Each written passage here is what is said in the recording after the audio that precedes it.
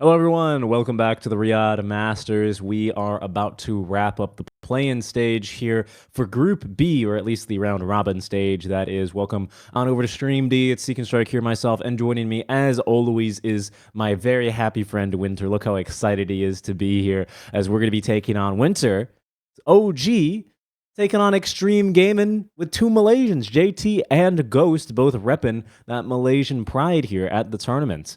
How are you feeling about this matchup as a whole? It's got some pretty big stakes, doesn't it? Yeah, I mean, Xtreme Gaming, if they win this series, they make sure that they have at least a chance to directly qualify to the group stage, so they don't have to play more games if they get 2-0. Actually, it also depends on what happens in the other series, but they are going to maximize their chances by 2-0. Uh, OG, on the other hand, they are like kind of like whatever, they can't really control their fate.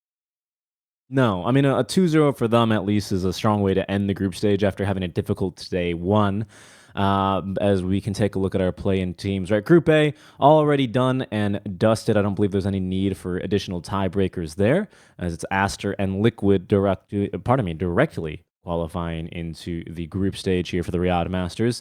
However, Group B, we still have to settle quite a few things. Only Beast Coast Destiny is certain. They are playing more matches for sure. They actually only ended up winning one series overall yesterday versus OG and failed to secure any other wins. The rest of Group B, as you're saying, is a little bit more up in the air.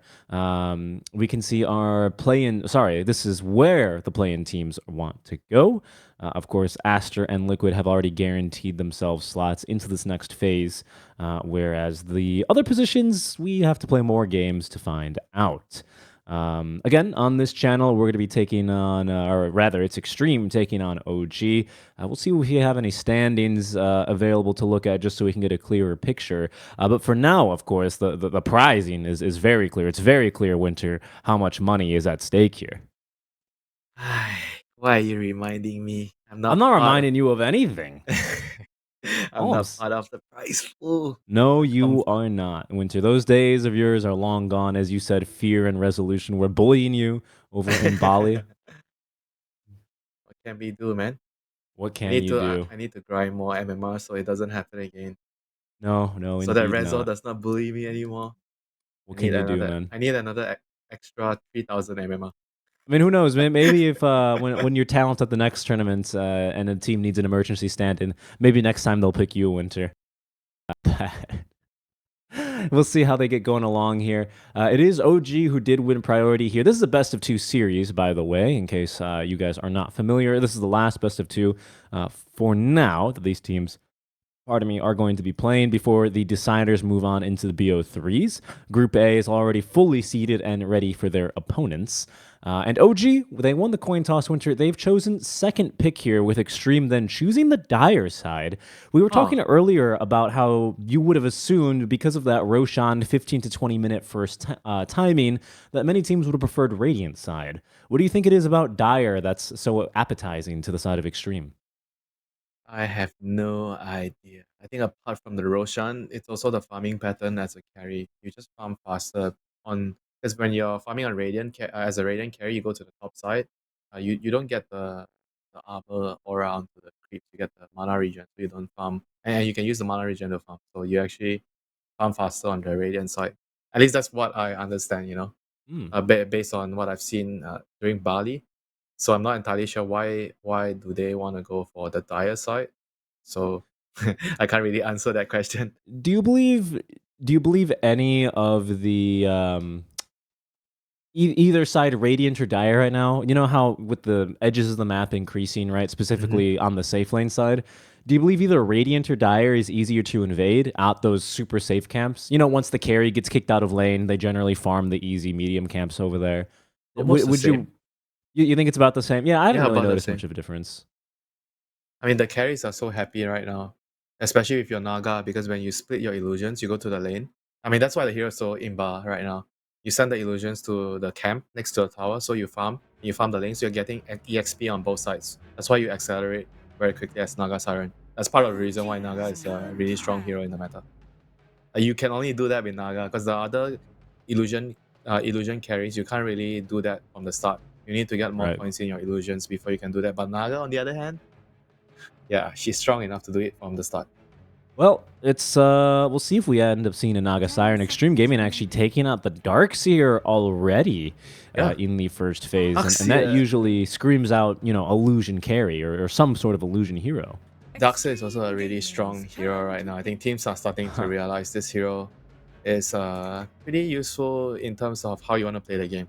Because I Right. remember yesterday when I was telling you about how the teams want to, you basically you put two immovable heroes on the side lanes, right? So you keep farming the waves, you keep shuffling, and you farm every single jungle on the side. So Darkseer is very very good at that. In the last couple of weeks, we've seen teams do it with Brood especially, Doom, Underlords, Tides, all these heroes, Timbersaw, you know. So Darkseid is right now I think teams really favor the hero because Yep. the other heroes all got nerfed, right? So Darkseid didn't get nerfed, so he becomes the first one that you want to pick when it comes to the offlane heroes. Extreme Gaming opening up with the Undying here. I just want to take a quick nod towards OG's bans as well. Snapfire Meepo for their first phase bans, I think, is somewhat interesting. JT did just play the last match that Extreme Gaming played last night. They had a Tricore, which was, I think, a Queen of Pain, Meepo, and a Medusa. Ended up absolutely owning in that game to take a 2-0 over Quest. Yeah, Meepo is very annoying right now. With the new build, the ATOS build, she's very scary. Once you get a good start on that hero, you just keep killing heroes. Like he's also a very good hero at utilizing the bigger map. A lot of the extra jungles, it's very easy for him to farm with his clones. And you have the Mega Meepo, which is actually quite useful against all the traditional counters, the splash damage against Meepo. So you just get the Mega Meepo and you stack everything together. And then on top Here's of that, you know why they buy the Manta? So that when you stack stack all the Meepos together and you click Manta, they all split Yep. right away. Oh, So well, you we, do we won't get to see it this time. OG ban it out, and they pick up the Enigma. This has been a very popular first phase pick for them. Just making sure before I misspeak here. Yeah, it seems like so far in Riyadh Masters, any time that Enigma has not been first phase banned by their opponents, OG have picked it first or second, basically, as soon as they could. Yeah. Including in their last series, it was both their first picks even when they did have first pick against Secret. So they'll go back to that strategy right away. Enigma is a very common solution against Undying because Undying basically means that the lane is very hard for the offlaner to play like normally. But with Enigma, you don't really care because you deny the creeps, you pull the way back, so Undying can't really bully you. And this is like the kind of the anti-Undying lane, you know. If they do lane the Venom and Enigma together on the off lane, so Undying can't really do much against these two heroes. And obviously, the Enigma is also, in my opinion, very strong in the current patch because it allows you to abuse the twin gate as you pull the wave back, and it puts the carry in a very susceptible position in the lane. So your position 5 from the safe lane can actually just use the twin gate and gank from behind. Right, we saw Solo utilize that move a couple times yesterday in their matches here on when we were on the B stream. We'll see now what OG are going to be hoping to do with this Enigma Veno lane, if that is going to be the lane. Extreme Gaming, they're going to respond with the Drow Ranger. That seems a bit painful for the Enigma as they do pick up, I assume, Ghost's hero already. Yep, very, very nice hero against Enigma, like you said. I think this hero is also particularly strong right now. I feel like with all the other carries, especially the Dusa and the Morphling getting nerfed, I think Drow Ranger is like a coming top 3 carry at least, in my opinion. Like Drow, Naga, Terrorblade, those heroes feel pretty good right now. Like the Drow and Undying are very classic combo. Tombstone in the team fights, it gives you vision, and it allows the Drow Ranger to just play this really fast-paced game where you just keep grouping up together, you take towers, the Undying helps the Drow get Roshan, get the Aegis. So just a lot of synergy between the two opening picks from Xtreme. I just want to also point out for the side of Extreme, this is their first time in the tournament they've been able to get their hands on the Undying. It's only been not banned against them once, but Nine Pandas Solo immediately picked it up against them for the first pick overall. This time, it's first pick overall for them, as they do get a stab at it with OG instead choosing to ban out the Meepo and the Snapfire. Obviously, OG seems like they had a plan in mind for it. We'll see if Extreme had this Drow Ranger, kind of drawn up already as a response to some potential counters to the Undying. How important is it for you Winter that this Undying, find relevance in the early game. He is a hero that got nerfed, by the way, a little bit in 733E, I Yeah, not believe. not that much. She's still useful. Like the shard nerf is, I think, pretty reasonable. It's way too strong, and he got a slight laning nerf with the regen, the HP regen nerf. It's not that big of a deal. The hero still gives you what you get from an Undying position 5. He kind of makes sure that the carry is protected in the lane, and after the laning phase, he's very useful in the team fights with the Tombstone, and he helps you get objectives and Roshan towers and Roshan. And right now, the hero that I'm looking right at is Primal. I think if you have Drow Ranger, you definitely would want to ban that hero. That hero is actually pretty darn bad for Drow to play into. And on top of that, Primal seems like I think he's one of the OP heroes right now that some of the teams have been like constantly first picking, and I feel the hero is actually quite broken at the moment. You're looking at heroes that basically can gap close to the Drow Ranger and that have some Yeah, pierce through BKB, I assume. and obviously in the early game, it's pretty difficult for the Drow Ranger to just farm in the safe lane. It's too easy to gank the Drow in the early game when the Primal gets a rune. Like if you're playing against Primal, it's so important to rune control and not let him get the runes. He's just really good at using all the runes. The shield rune, the haste rune, the DD, all these annoying runes. If you're a Drow Ranger, you see a Primal running at you with all those runes, you're dead. I'd also be Maybe. quite upset if I saw a Primal Beast with all of the runes active running at me. Sounds like a good Ag Scepter upgrade for a Wow, hero, okay. potentially. They chose to ban the Clockwork over the Primal. I mean, Clockwork's also a gap closing hero, Right. but I feel like he's not as scary against the Drow Ranger as a Primal. And maybe it means that they want to pick the Primal because Clockwork is very good against the Primal Beast. Because the Battery Assault stops his spells. The Cogs are really, really good at blocking the charge in, the onslaught in. So pretty big counter against the Primal Beast, the Clockwork. Yeah, and OG have gone to the Clockwork recently, especially with a draft like this. OG drafting up the Enigma, Veno, and Clock in their victory versus Secret. So clearly a strategy they think can work. And I'm seeing a couple of Clockwork games, in fact, for them throughout their stay so far here in Riyadh. OG are the ones actually to ban out the Lycan. I was wondering if that was something they might have considered, but they're going to ban it out and instead take up the Ember Spirit. So Winter, why do you think OG have decided on 15 to reveal a core instead of a second support? It might mean the Enigma is still being considered as a support. So if you pick the Ah, Ember here, it means the Enigma is very high chance that they are still considering moving him onto a support role. Ember right. I is believe. like a mid laner that it's okay to pick it early. I mean, assuming your enemies can't pick Huskar, right? I mean, sure, if you want to pick Huskar right now, because the Ember can still be moved to safe lane Safe and they lane. can Yeah, they can that's pick true. another hero to go mid. So it's like kind of like a bait, I I believe would say. one of the many times that Seb went on one last ride with OG was during the Stockholm Major, where Taiga played quite a bit of the support Enigma, and I would say dazzled me on his abilities there, especially given how little farm he was really getting when Seb was, I believe, playing the 4. This time, of course, I believe we'll see how OG settle in and where this Enigma is going to end up going, as it is no Huskar yet. Instead, the 16th pick now for Xtreme is the Dragon Knight. We saw a little bit of DK yesterday in the hands of Ramses, I believe. Didn't really look too effective. Do you think it's going to be a bit better now in the mid lane versus the December Spirit? It's very different compared to that game. That game, it's a carry DK that like ran Radiance against a Phantom Lancer. This game, it's more about playing for the Drow Ranger's timing with the Undying. So you're gonna see probably a Blink very, very early. Blink, Mm. Soaring, Power Threads is gonna be playing around his team quite frequently. And like you said, the lane against the Ember should be pretty straightforward for DK. DK should have a much better time compared to the Ember in the lane, as you can just stun him all the time when he's last hitting and deny creeps. So it should give DK some edge in the lane. And they're gonna pick a Mirana to pair up with the DK stun, so you have some kill potential in the lane itself. Oh, bit of a disconnect there. It seems like everything's good to go with PC couple of OG heroes disconnecting and a couple of extreme players disconnecting, hence the weird particle effects you've seen there. Everything is good to go now. Yeah, like you were saying, I do really like that DK Morana combo. Is there a chance that this is just straight up an offlane DK even for you, Winter? Is that still viable these days, or would you prefer this just to be the mid lane because you already see the Ember Spirit showing? Just to be a mid lane for me Okay. because DK is I think a much more suitable hero that can. I mean, sure you can play on off lane, but I think there are better heroes to sit in the lane and farm. I think DK you want to utilize his strength early. He can take towers, so you buy an early dagger. You can rotate around, use the runes, gang, take tower, gang, take tower. I kind of like that more with their current setup.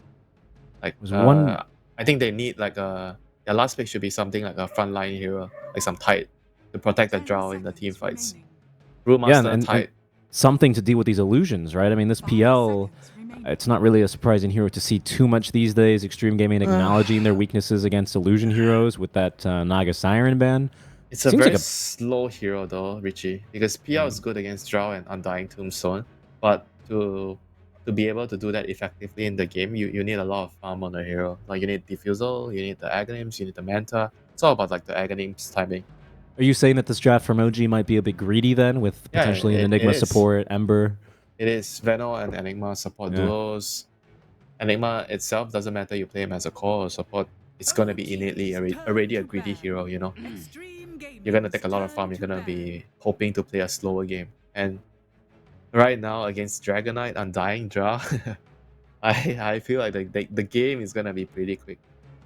Really? I assume you're heavily favoring then Extreme Gaming's draft so far. There's that I'm Tidehunter ban, just by the way. yeah, I'm just talking about the pace of the game. Doesn't mean I'm favoring them, but obviously with the Beastmaster rolling up with the draw, it's very classic draw draft. You have Aura Hero on the off lane. You have Initiating Hero DK, and you have supports that can protect you in the team fights with Undying. Like that's what Drow needs in the game. And I feel like as long as she doesn't do badly in the laning phase, I think this Drow is just gonna have a very very good game.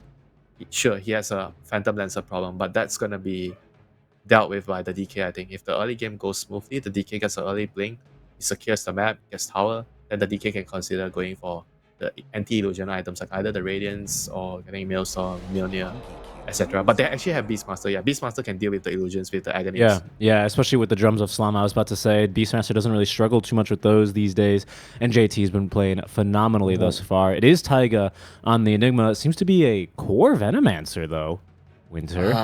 Core Venomancer against Drow, The Undying. position 3 Veno, and it is going to be, of course, the supports in inverted commas Monkey King for Seb. I think I this hero guess the lane's suits him pretty well. scary. Monkey King Veno against the Drow Undying. I think the idea here is to just flat out try to win the lane. Because Monkey King support is also really good against the Undying. Because the Undying cannot really trade against Monkey. You get the Jingle at level 1. I'm not sure if you get all Venom, but usually I've seen that done before. Like you just run over and you hit the Undying, and there's nothing the Undying can do in this kind of setup. And you have a Venom in your lane. So one Gale, you're dead. You're basically dead if you're out of position. I see what you're saying there. Are you feeling like OG might be able to make enough space though? Like you're saying that it's still with the Monkey King last pick, Lanes. maybe. They have to win Yeah. the lanes by a fair amount. Even like a little victory, I think it's not enough. I think they need to win the lanes hard so that their greedy draft can be allowed to proceed to the middle game. Because if the lane is 50-50, Dream, you shouldn't be greedy. If you get to 50-50 the lane, you get out of the laning phase, everybody has levels, everybody has farm, then you should be really, really happy with a Beastmaster Drow draft. Yeah, I would say so. Right, that inner beast, that drums a slom. You give it on Undying as well for Mm-hmm. AoE control. Even if they do have the PL, who eventually is going to be able to make very quick Yeah. work of that tombstone. I agree. We'll see how OG are going to be able to get out of this. I mean, they do have 4, or what is this, 3 Grandmaster tier heroes. So very very comfort heroes here as they have a couple of mic issues. So we have a short little pause at the start of the game.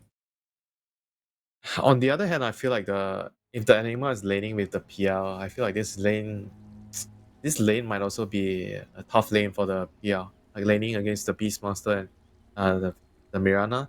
I've seen like some Enigmas like at level 1 right now. What people like to do is you get Malphite and Blood Grenade, so you deal a lot of damage and you try to kill in the early levels.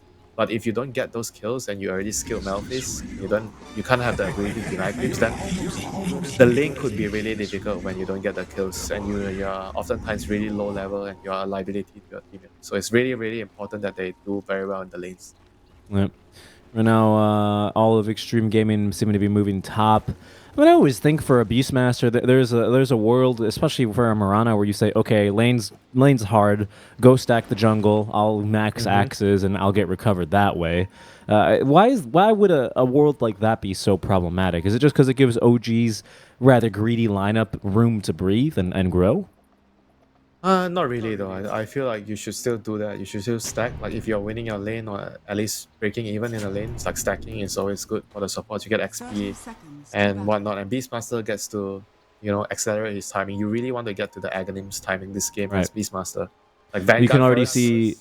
I was about to say you can already see Seb expecting a couple of stack shenanigans. Places a pretty deep ward just for observing. Doesn't block either of the camps there. Actually, he does. He has blocked the ancients. Pardon me. Yeah, the sentry blocks it. So they are really putting a lot of emphasis into making sure that this Beastmaster does not get a lot of stacks, so he doesn't accelerate his game too much. I like that idea because if the Beastmaster gets too good of a start, he's basically the carry. And he's gonna force a lot of objectives on your map, and the map can become really, really small for you. Yeah, I mean, especially with how strong drums of Salam have proven to be, especially against a PL, right? That ability is really no joke. Especially that lifesteal that you can get just allows you to sustain and kind of just turn fights low key. Turn into like this Tide Hunter hero almost, where everyone wants to try and kill him and he just refuses to go down. You talked already about the strength of that aura. So him being JT, getting to that drums of Salam is going to be all important. This mid lane, a DK into the Ember Spirit. Not having anything I would say too crazy. It's that crazy of a matchup. Used to be quite a boring matchup even back in the days where DK, DP, Ember, mid lane every single time. Yeah, the crucial lane would be like looking at this Benno lane. Because Benno is like a core that you do not want to fall behind from the start. So it's very, very important for the Benno to get a good start so he can actually snowball the game. Like right now you see the Undying, you can't really do much against the Benno because he's just going to kill you in the lane. So it's pretty difficult for him to harass, but what he can do is just try to focus on last hitting the range creep and just protecting the drum, making sure the drum gets the creeps. But DM, he's gonna get ran at. His gale is on cooldown. He's just dead? He's just dead, Winter. That's 12 stacks of decay that he had let accumulate on himself. And Ghost with the movement speed slow, even just a little blood grenade, that's enough to take him down. Yeah, that's very, very sloppy. Like he used his gale previously on the Undying, then he didn't have gale. And the Monkey King used his stun to try to get the range creep, so they both have no spells, so he should already be playing safer. But Seb he even taking did a not bit of a expect beating. to die there, for sure. Like this is the thing with blood grenades, right? Undying used to not have this kind of kill threat in the early game until you get higher levels, but because of blood grenade, he can actually just kill you like this. Ooh, nice fat double decay as well here. This lane might start to get difficult. I mean, in fact, maybe they make a play for Seb. Seb forced the TP away as they even dropped the tombstone. They're going to look just for more residual damage onto DM, but Seb was forced to TP all the way home. Maybe a win, considering they forced the tombstone and the lane is pushing. This creep away, the camp is actually blocked by an Xtreme sentry, so they won't be able to reestablish lane equilibrium too easily. Yeah, but this is not looking very good for the Benno, like this hero really needs a lot of kills in the lane to snowball. And on the other side of the map, the PL is like still farming great at the moment. Enigma's like controlling the wave nicely. He can't really pull the wave, but he has the deny with the demonic conversion, so he can then always make sure that the creeps are near the tower, so PL can last hit. Yeah, he's been doing pretty decently at that. This Beastmaster off to a pretty strong start, though. JT has not really been bothered by the Enigma as much as maybe they were hoping. Barai on top lane in case they decide to get aggressive. So he's gonna be free farming this lane for now. There's not much the Enigma can do anymore to post a kill threat on this lane, so they are gonna be just happy trading farm. Especially with the point and leap now already for Sin Q. He's not really in any danger top here. Lane. Ghost. Yeah, they're going top on the Ghost this time around with Boundless Strike. Oh, the deny! Nice. In time. That's a big play out from DY. Still time wasted at least for OG, where, Ghost is not going to be able to get any farm. with the wave pushing under tower, this is still not that bad of a move out at all from Xtreme. Really clutch deny there. Zeb kind of canceled the boundless strike. He wanted to give the kill, obviously, to DM, but maybe he was better off trying to secure it or at least stunning DY. Unfortunate timing there for the side of OG. Yeah, and Drow didn't really lose that much. She revised in time just to come back to the tower and mop up those juicy last hits under the tower. So she didn't really lose much from that death. And in the mid lane, like DK against Amber, the DK is like expected to. He's actually winning by quite a bit more than I expected. 13 denies. I mean, it's the classic just stun him and get a range group deny. There it is in action. There's not much you can do as an Amber in this matchup. It's just gonna be hard for you, and you're just gonna be playing for the runes and try to make sure you 50-50 the lane. And he's got this Blightstone, but Paparazzi 3 points already in Dragon's Blood, almost able to out-heal that level 2 Flame Guard already, and the level difference, this XP advantage is only going to continue to build. Things are going to start to look mighty difficult there as top lane Seb. Oh, they're not going to be able to cut him down from his tree, just being a little bit obnoxious there with the Jingu Mastery securing a couple of CS. Yeah, like so far, all 3 lanes going well. Like Xtreme is very clearly winning mid and top. Bot lane is kind of like a draw, but overall, XG are really happy with how the lanes has progressed so far. Taiga, he gets a blood granite on him. But they missed the arrow.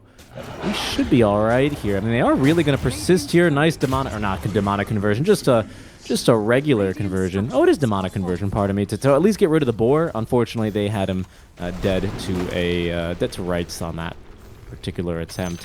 Approaching the 6-minute mark now, Winter, as Seb drops a tip onto DY.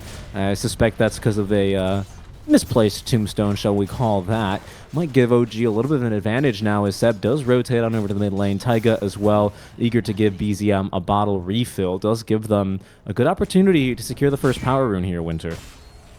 Yeah, and they were thinking about trying to set up with the Mirana earlier. Stun into arrow. But like I said, 6-minute power rune, so Mirana's gonna stack one camp. Shinkyu is gonna run to the rune right now, hoping that the rune spawns bot, but it's gonna be a top rune. Be top. It's a arcane rune, he's no storm, but certainly still, of course, the spirits really good users of these runes in general. DY is being chased by Seb now as the action is onto this mid lane where Paparazzi eagerly popping the first Elder Dragon form here. Has that range done, has that Sacred Arrow ready to go out from Sin Q, has also the wagon beaten down this tier 1 tower. I think it's just going to fall, Winter. I'm surprised that the monkey decides not to help, Like he came over to the river, but then decided, okay, maybe he doesn't feel like he can help defend the tower, and he goes back top. Well, that was basically 100-0 on that tier 1. Just goes down so quickly here with this DK double bracer, almost the full power treads already now on his way. Top lane, it does leave DY potentially in a bit of a tough position, but they just can't really dive a tier 1 tower. They're not too tanky, this Veno, this Monkey King. I guess they just felt like they couldn't do anything against this DK, that's why. But it's really bad to just give up the tower for free. Right now, Xtreme Gaming, they're in a very, very good position in the game for sure. Also control. DK already got his tower, so the next Dragon form, you're gonna see him moving to the side lanes to take even more towers. JT is almost level 6. Yep. Seb with a pretty good, a couple of really good wards, in fact, over in towards the mid lane, as well as this cliff, which is going to spot any rotations that Paparazzi looks to make towards the top lane. Down bottom, though, is where at least things are looking pretty decent for the side of OG. Yuragi, well on his way to the Diffusal Blade. Has already that first Blade of Alacrity being flown out. Top lane, though, is where there's trouble, as Ghost is going to go down. DY able to at least trade away for DM, and might be able to also secure the kill onto Seb. Level 1 Jingu Mastery here. Seb's going to get it secured, but still will fall. Bonus damage and lifesteal not nearly enough to fight through this Undying. Yeah, kind of unfortunate for them. They did manage to kill the Drow Ranger, but it's at a pretty steep cost, losing both heroes right there. And the Beastmaster right now, he has his Vanguard, his level 6. He's gonna start to pressure the tower, and the DK is gonna probably move towards the bot lane to get the tower. I don't see what OG can do right now. If they didn't defend the mid tower, they're not gonna be defending the next tower as well. Yeah, especially with, like you say, Paparazzi making his way on over. Taiga only up to level 4. As he's gonna rotate on over, so seems like OG are interested in making an effort here. They are without the Wukongs. Ooh, and they've cut down Seb. That should be a relatively easy kill, especially as Paparazzi will connect with the Dragon Tail stun to secure the kill. Seems like OG aren't going to have to let this tower go. After the death of their stand-in. This is really, really bad right now for them. The map is going to get smaller and smaller, and they have to rely on the Ember Spirit getting some runes, you know, rotating to the side lanes to try to make some space. At the moment, BZM is looking at a Ghost on the Drow Ranger. They saw him last hitting the creep, so he's probably going to try to maybe wait around until he sees the Drow again. And Ghost doing the smart thing, you know, like he's just jungling right now. He doesn't see the Ember on the map, and he feels like he's threatened the lane. I mean, that's the right move to make. Taiga doing his best to be as annoying as possible, does block a stack, is going to be now picked up by Sin Q. Does have that arrow, that level 3 Star Storm. Primal Roar already utilized here by JT, as they do still find Ghost. BZM able to connect successfully there. Taiga killed off as the courier was giving the vision. Sin Q with a tip onto Taiga. Couple of voice lines in exchange, but the kill onto Ghost is still a big one. Yeah, I didn't expect him to actually go out to the lane. I thought he actually knew that the Ember is missing and he was trying to play safe, but you know, carry players, you know, they see a wave in front of the tower. Okay, maybe I can actually last hit this creep. I'm a ranged hero. I can hit it from pretty far away. As Seb, I mean, a couple of little bit of lags. All right, quick start, thankfully. Hopefully we don't have any too long of a... Hopefully that's the only pause, in fact, that we get all day here. Winter DY popping that Flesh Golem just to give the boot now. That's a BZM. Big kill there, and again, Yuragi, you know, despite him being unable to really stop the push that was coming down bottom, does still lead when it comes to CS. Doesn't translate very nicely when it comes to net worth, though, as we can take a look at that. Paparazzi, JT, and Ghost actually all still leading him. You know, signs of life, though, from OG. DM is still the richest hero on his side and nearly has his Hand of Midas completed. That'll at least allow him to scale, pick up a couple of more items, potentially become very, very annoying here to the side of Xtreme. I mean, talking about Midas, the DK is also queuing up a Midas. I actually feel like I don't really like it so much. I think getting a Blink first, then getting a Midas later is probably safer, you know. Because if he gets the Midas right now, he thinks he can get away with it by being so greedy. And if he dies 1 or 2 times, then the Midas first is going to be really bad. Seb, he went out to farm the wave, has a pig pull to try and escape. Paparazzi taking the racing line here, cutting down that tree. Seb looking for the TP out, and I think he's got him on this occasion. Will be able to make it safe and sound back into the fountain. Well played there, wasting a bit of time out from Paparazzi. Top lane, EY.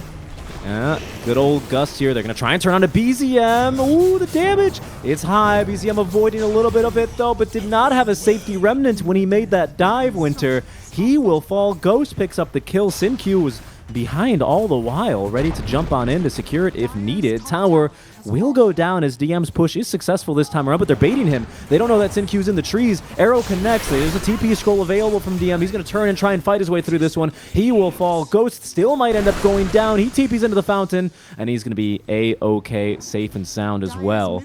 OG, they're going to lose 2 cores. They do pick up the tier 1 tower. That was a pretty painful loss for them to bear. Yeah, Paparazzi, they're going to set up on him here. See what they can get done. There, Seb, of course, will need to save his stun. No mana. Paparazzi all out of mana. Do they actually have the damage? There goes the stun. BCM as well has no points in Searing Chain, no so he's chains? just walking past to his tier 1 tower. Beastmasters here has Primal Roar, looking to try and find it potentially onto BZM. It's Yuragi, though, who avoids it deftly there with the Doppelganger, but another TP now coming from DY, who does not have Tombstone for 14 seconds. However, it is still a hold out from Xtreme Gaming as they keep alive their mid lane DK. Will be able to repel the push from OG. Probably regretting not having at least 1 point in the chains there. I guess he's also pretty low level because he lost his lane. And that really cost them very dearly. They wasted so much time for nothing. The DK would have been a really, really big kill for them. That double bracer has got the strength treads and, of course, maxed Dragon's Blood with the Breathe Fire debuff as well, reducing your damage. I mean, the PL's damage looks pretty respectable, but as soon as you do burn that mana, that Diffusal Blade's not doing nearly as much for you as it used to.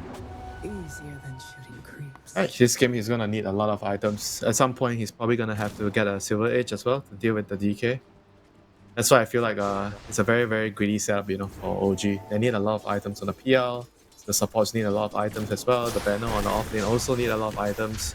And right now, try for a kill here on the Sin Q, by the way. This is best to fight through this one, but against 3 especially as BZM joins, not a chance. That'll actually give just enough gold now for Yeah, BZM to he finish kind off of the accepted Maelstrom. his fate after he got killed. I'm not even gonna use my leap charges, you know, he does.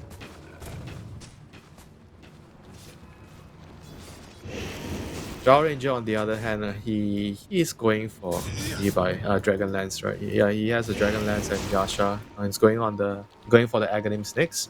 That's gonna really help him deal with some of the PL illusions. But overall, they're gonna try to hit like a very good mid-game timing with the Beastmaster Axe. Beastmaster is just one component away from getting the axe. Undying is getting a medallion, so they're gonna have medallion, Beastmaster Axe, and they're gonna have Blink on the DK in a couple of minutes. Yep. Good effort there, by the way, from DY to cut the tree down of Sebs. That, of course, replies immediately with a tip, as they will fail to catch him this time around. He's been trying to do that since the laning phase. Trying to just drop the Monkey King all the time. Almost caught him a couple of times. Yeah, but the now, game is still currently pretty slow, like for XG, because they decided to go for a Midas on the DK instead of a Blink. So everything is a lot more farm heavy right now until the DK gets the Blink. 500 gold shot before the game actually starts for the Dragon Knight. And meanwhile, OG, they're happy, you know. If the game is not speeding up, no kills, nothing happening, everybody farming, OG is really happy. Careful here as well. Sin-Q again might be in for a bit of a tough time. BM does scout him out there with the Plague Ward, but he's not really going to be able to contest too much there, especially as Sin-Q is under the effect of the Mighty Mines. Look at that HP regen. How can you stop him? I'll take that. As we'll stack there as well. I mean, right now, Xtreme Gaming moving around the map, farming very comfortably. We might start to see that change, though, Winter. First couple of big items are coming through as Paparazzi, alongside the Midas, he's about to be able to pay that off with his first big item. That'll be the Blink Dagger, JT, Drums of Slum, now online. Are we about to see Xtreme Gaming look to make a couple of aggressive moves here, or are they still eager to wait a bit longer? No, they definitely have to make use of the Blink. Get towers, get kills, and then get Roshan because of Medallion. I think Seb missed his stun on that one, on that particular occasion. Not quite sure. Sin-Q, either way, he's not scared of Seb. He'll drop the tip right on back to him. He might be a little bit more scared, though, of BZM, as they have already used the Searing Chains. There's going to be the Urn Charge as well. Sin-Q leaps up to the high ground and away from the Bounty Monkey King, although BZM looking pretty deep now, does not have a Remnant on back. BZM is going to be able to secure the kill. That's his last Remnant. TPs will be cancelled, actually, by the side of Xtreme Gaming, at least the one. Paparazzi is eager to TP on back and will secure the kill there on a BZM. Not worth it. Yeah, JT takes the tower down bottom, and the XD from Sin-Q. I mean, that's such a bad thing to see, you know, when you're a mid laner and you try to kill the support and you have to die for it. You know it's not worth it. You know? Double damage. I mean, on the other hand, he created a lot of space, I guess. That's the bright side. Paparazzi manages to blink away, so it didn't really get stunned. That top lane, actually, they are going for another bit of a skirmish as they have caught Seb. Taiga, who we've yet to see a black hole from all game, is going to be forced to retreat. DM's already thrown at the Gale. Still actually is holding on to that Noxious Plague, though. As Xtreme Gaming not too eager to go too far. It is BZM, though. He's going to find JT. Syrian Chains connects as JT, Drums of Slum, and Primal Roar both at the ready. Seems to be unable to find anyone else here as he does conclude his sweep. Yeah, you have to run if you're OG now. If you see the Beastmaster, you're ditching, you know, you're going to the other side of the map. He's like a timber that's fat right now. You don't fight into the timber or the Beastmaster. Try to dodge him right now. PL is the one that needs to get more items until they can actually deal with the Beastmaster. Like generally when you're an illusion hero against the Drum of Slum, you need your team to get a pipe and you want to buy the Mage Slayer on yourself. So that when the team fight starts, you put the buff on him and then you put the pipe on your illusion so he doesn't lifesteal from it. Yep. Yeah, that's right. Yeah, the pipe would be a really good move here. Oh, but our friend Veno is not buying that. He's buying That's the problem, yeah. Veno, he's not like an aura buyer, is he, these days? I am not really sure what you buy on this hero. So he's like trying to play as a core, so he's rushing like Axe so he can actually deal a lot more damage with his spells, with the Poison Nova. Taking a look at the Dota 2 Pro Tracker builds here for Venomancer. And occasionally you will see like this Guardian Greaves into the bongo boots on top of this Urn Vessel kind of a build-up, but doesn't generally tend to be more, too many more, pardon me, auras than that. Dire's middle tower is under Yeah, but I do attack. feel like this game, his role is to prolong the game, defend towers, and slow the pace of the game down, so PL can get to the stage where he can actually just straight out win the game. And I'm These are not really, looking- I'm not really Looking sure. spicy though. How are we gonna get there? I mean, look at the push that Xtreme Gaming I'm have not coming. really Even sure as if they can hold the game if they don't have like a oh, pipe. look at Ghost. Look at Ghost up top lane. He's waiting for. He's daring Seb to cut one more wave. Radiant's top Seb, tower is under being attack. patient up here for now, is eventually going to let loose now onto the wave. Jumps back into the trees. Ghost, he's going to be rewarded for his patience. Seb, he picked the wrong wave to cut this time around, as Ghost will be able to punish him for cutting the wave. Tower has gone down as well in this top lane as well, as Xtreme Gaming looking for more, looking to try and push back OG now as they will rotate across the map and push out their bottom lane. Really nice move there from Ghost. Yeah, but on the other hand, OG also forced a couple of heroes to rotate bottom. Shinkyu and JT, they were forced to TP bot, and right now they get some space at top lane, so for PL to continue growing as a hero. Dire's middle He tower needs, is under attack. I would say he needs another like 5-10 minutes before he's ready. And any rotation that his team can TP? force out. Oh, he didn't see that TP, really? All right. I thought he saw that one to the outpost. Maybe he have a did. hawk? No, he doesn't have a hawk. He didn't have a hawk. I mean, he was right next to it. Oh, I don't think he saw that one either. Hold on to the axe. Zoe's going to actually make the Blink Dagger onto BZM. Arrow caught by the Eidolon as the Black Yule hole? Scepter is going to stop Taiga from counter-initiating with a Black Hole, at least right away. Out comes the Wukong's command. Blood Grenade even thrown now towards JT, but the Drums of Slime keeping him alive. He actually had the Aegis, by the way. So OG looking to back up with the counter-initiation. Now Paparazzi finishing off Taiga. DM hoping to try and TP away. The damage is not sufficient out from the side of Xtreme Gaming. He will be allowed to leave. Seb as well makes it out alive. It's an Aegis for the life of the Monkey King and the Wukong's command. Top of this Noxious Plague. Not the worst trade out from OG, but Xtreme Gaming continue to move confidently around the map now. Yeah, and look at the wards. This is your favorite part of the game. Yep. Aren't they beautiful? From Xtreme Gaming. One They line. look really good. They look really good. They've got one right on top of this Ancient watching over the 21-minute Wisdom Rune spawn now. So they do see Yuragi, who's fresh out of mana, one underneath the tier 2 tower. Oh, and this is a sneaky one that they have near the bottom tier 2. I really love this one. 5 up. Highly recommend his videos if you're trying to learn how to be a better support. I was this always is a raving nice about one. this one. This You is a can very cut nice one. these trees as well, and then you get really good vision. Highly recommend. Yeah, whenever you're like controlling the game, you're like putting pressure on opponents, it's always nice to have lane wards, you know. Because you want to see where they're heading so you can kill them. Yeah, especially that one, which gives you the high ground over the trees, so you can see if anyone's trying to be sneaky, like a Monkey King, perhaps. Ends up being really, really valuable. Oh, to the they're side of waiting for Xtreme the Gaming. Monkey King at top. Oh, they Oh, see him. Paparazzi. Oh, couldn't get him off in time. Seb a bit Greedy. too fast. He wanted to Midas the creep. Well, he did get that Midas off, so he's going to be at least quite happy with that. Goes right to arrow. Almost found Seb. They still won't be able to get their hands on him, at least not this easily. Seb making it quite challenging here. I think OG is still holding on to the game. And all they need is one really good fight with the Black Hole. And they're going to be able to just immediately seize control. One fight. All they need is just to win one fight. And it's probably going to be like around like some high ground push, you know. At the moment, OG still wants to try to split the map. The Monkey King is going to cut some waves. Ember's going to cut some waves. Enigma's going to be split pushing as well with the summons. Oh, But Yule Scepter. Monkey, Yeah, it's okay, this Space. is the death Somebody of the has to monkey. die. Somebody has to die. Good space created there at the very least over for the side of OG, who continue to do a little bit of chip damage to this bottom tier 2 tower. Xtreme Gaming, though, even without the Aegis, moving very confidently, though, still around the map. BKB in tow now for Paparazzi. Yeah, they're He's gonna. feeling really good. And I love this Yule's pickup as well from SinQ.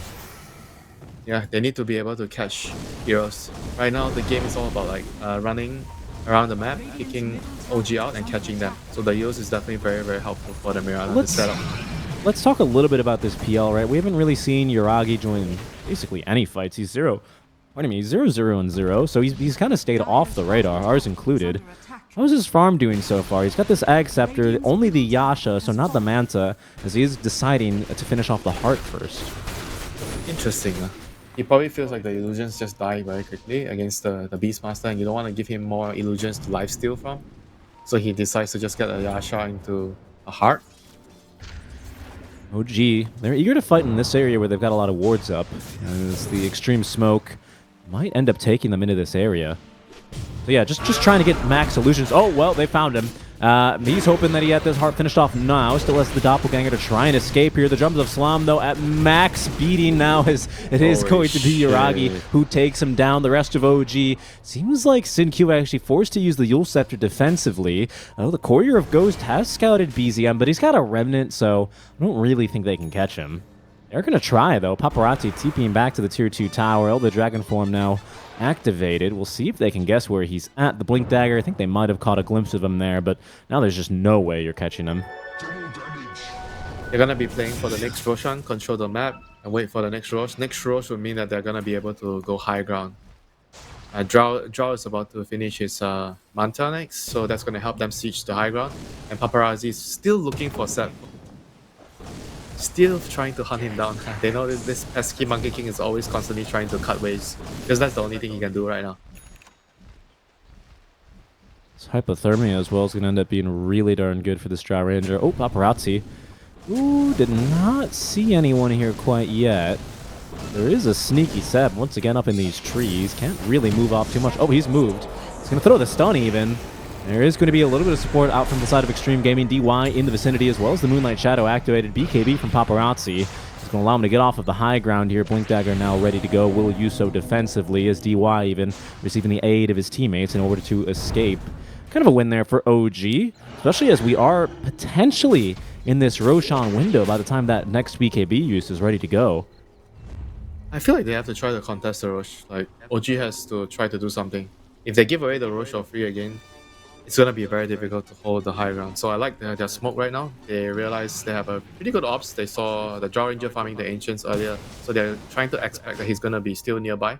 But they're going to run into a Beastmaster instead. That's not the hero they want to run in. Nope. Zeb can't contain himself. He will go out and farm up a boar. Just thank you very much. Scan on scan. You know, you can't take the carry out of him, you know. He's always like the carry on the team. He's farmed up. I mean, actually, he's not the most farmed. Of all the games, you get to say that. This game, not very true at all, Winter. Sin-Q has still the arrow. Didn't want to use it on that initial go-around. Maybe saving it now in case Taiga decided to throw down the black hole. No chance for him to do so, as the arrow finally let loose. Will connect onto him.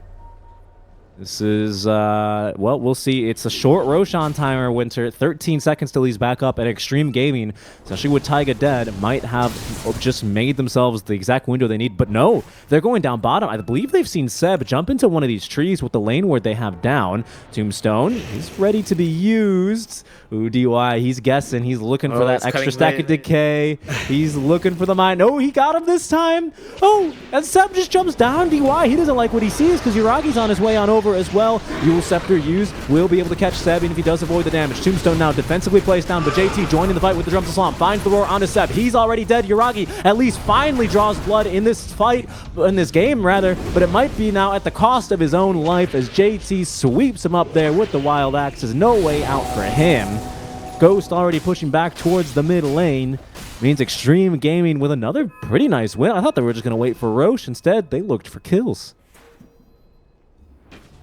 I'm not sure who was trying to kill who, you know, because the monkey actually definitely feel like he could have killed the Undying.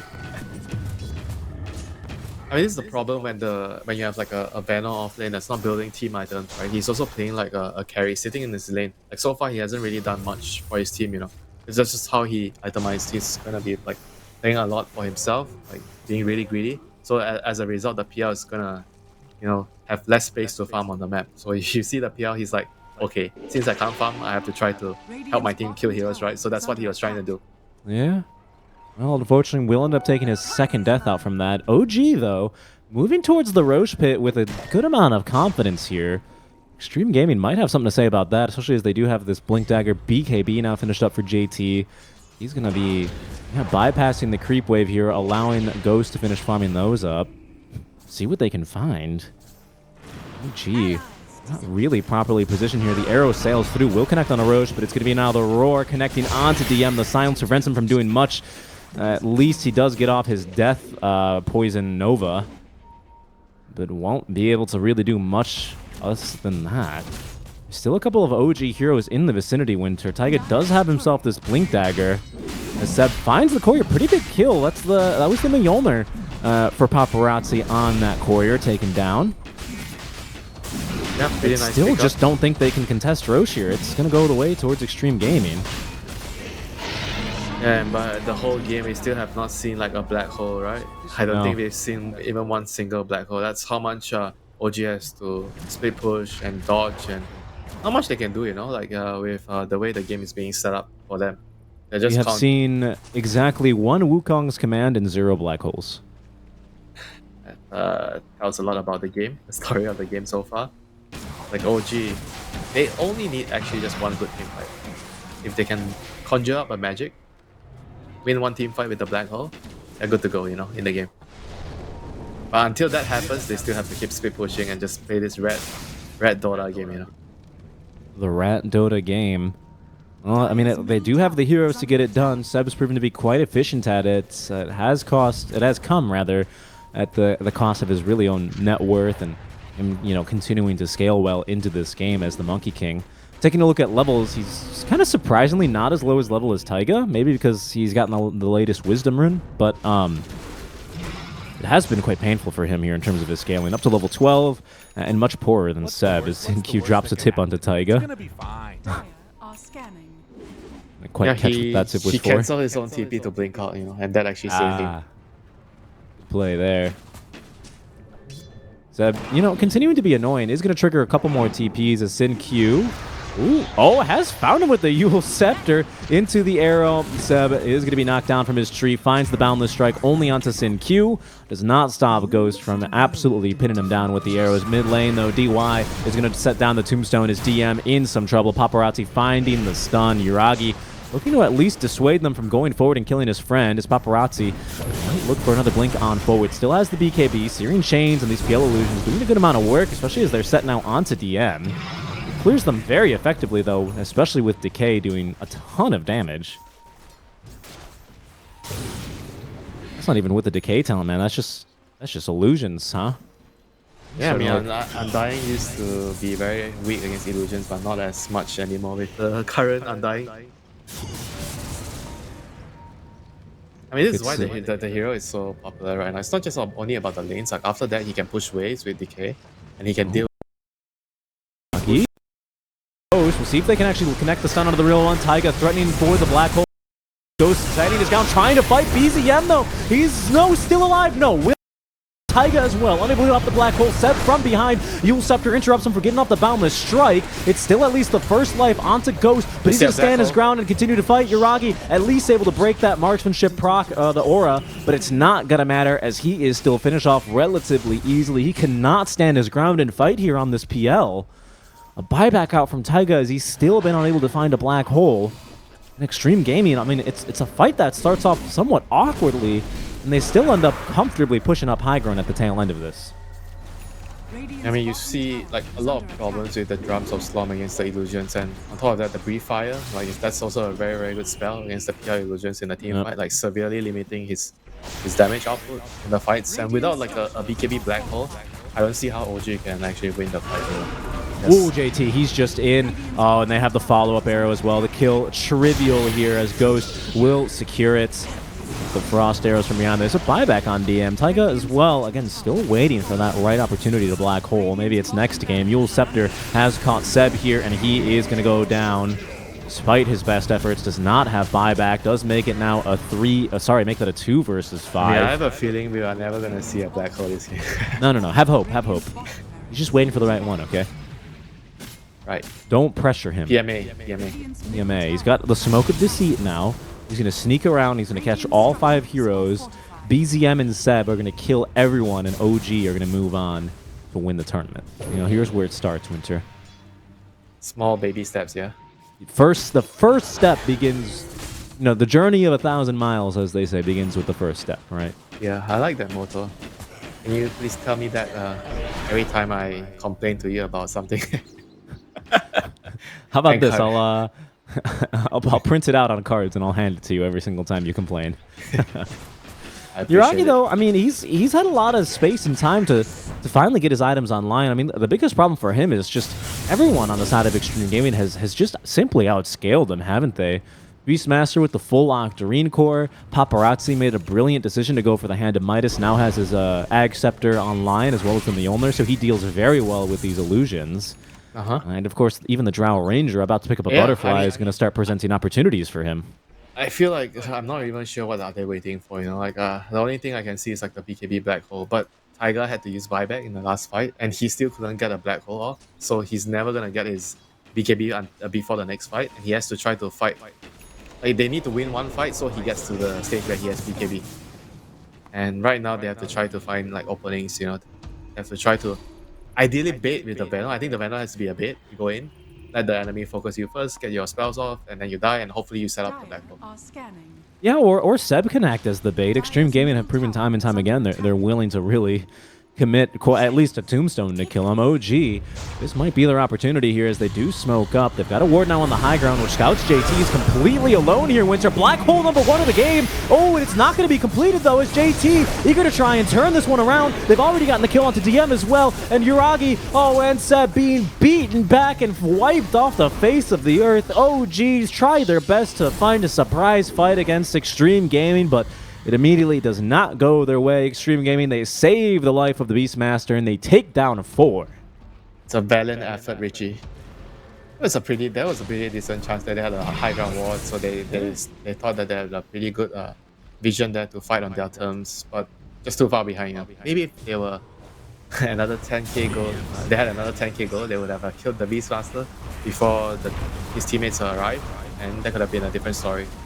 A very valiant effort indeed. As the French call it, the pis-aller, the move of last resort. You've got really no other options. We call it in America the Papa Roach. That was their last resort. I like they're that. suffocating. The Papa Roach. Yeah, it's a music reference. Don't worry about it. The buyback now from OG is this one really has to be it. But now they're without Black Hole for another 90 seconds. Well, even more, 110 seconds. Winter. Xtreme Gaming not in any hurry here to secure potentially their passage into the group stage, guaranteed, right? Of course, with the play-ins, the top 2 teams from each group do move on directly into the group stage.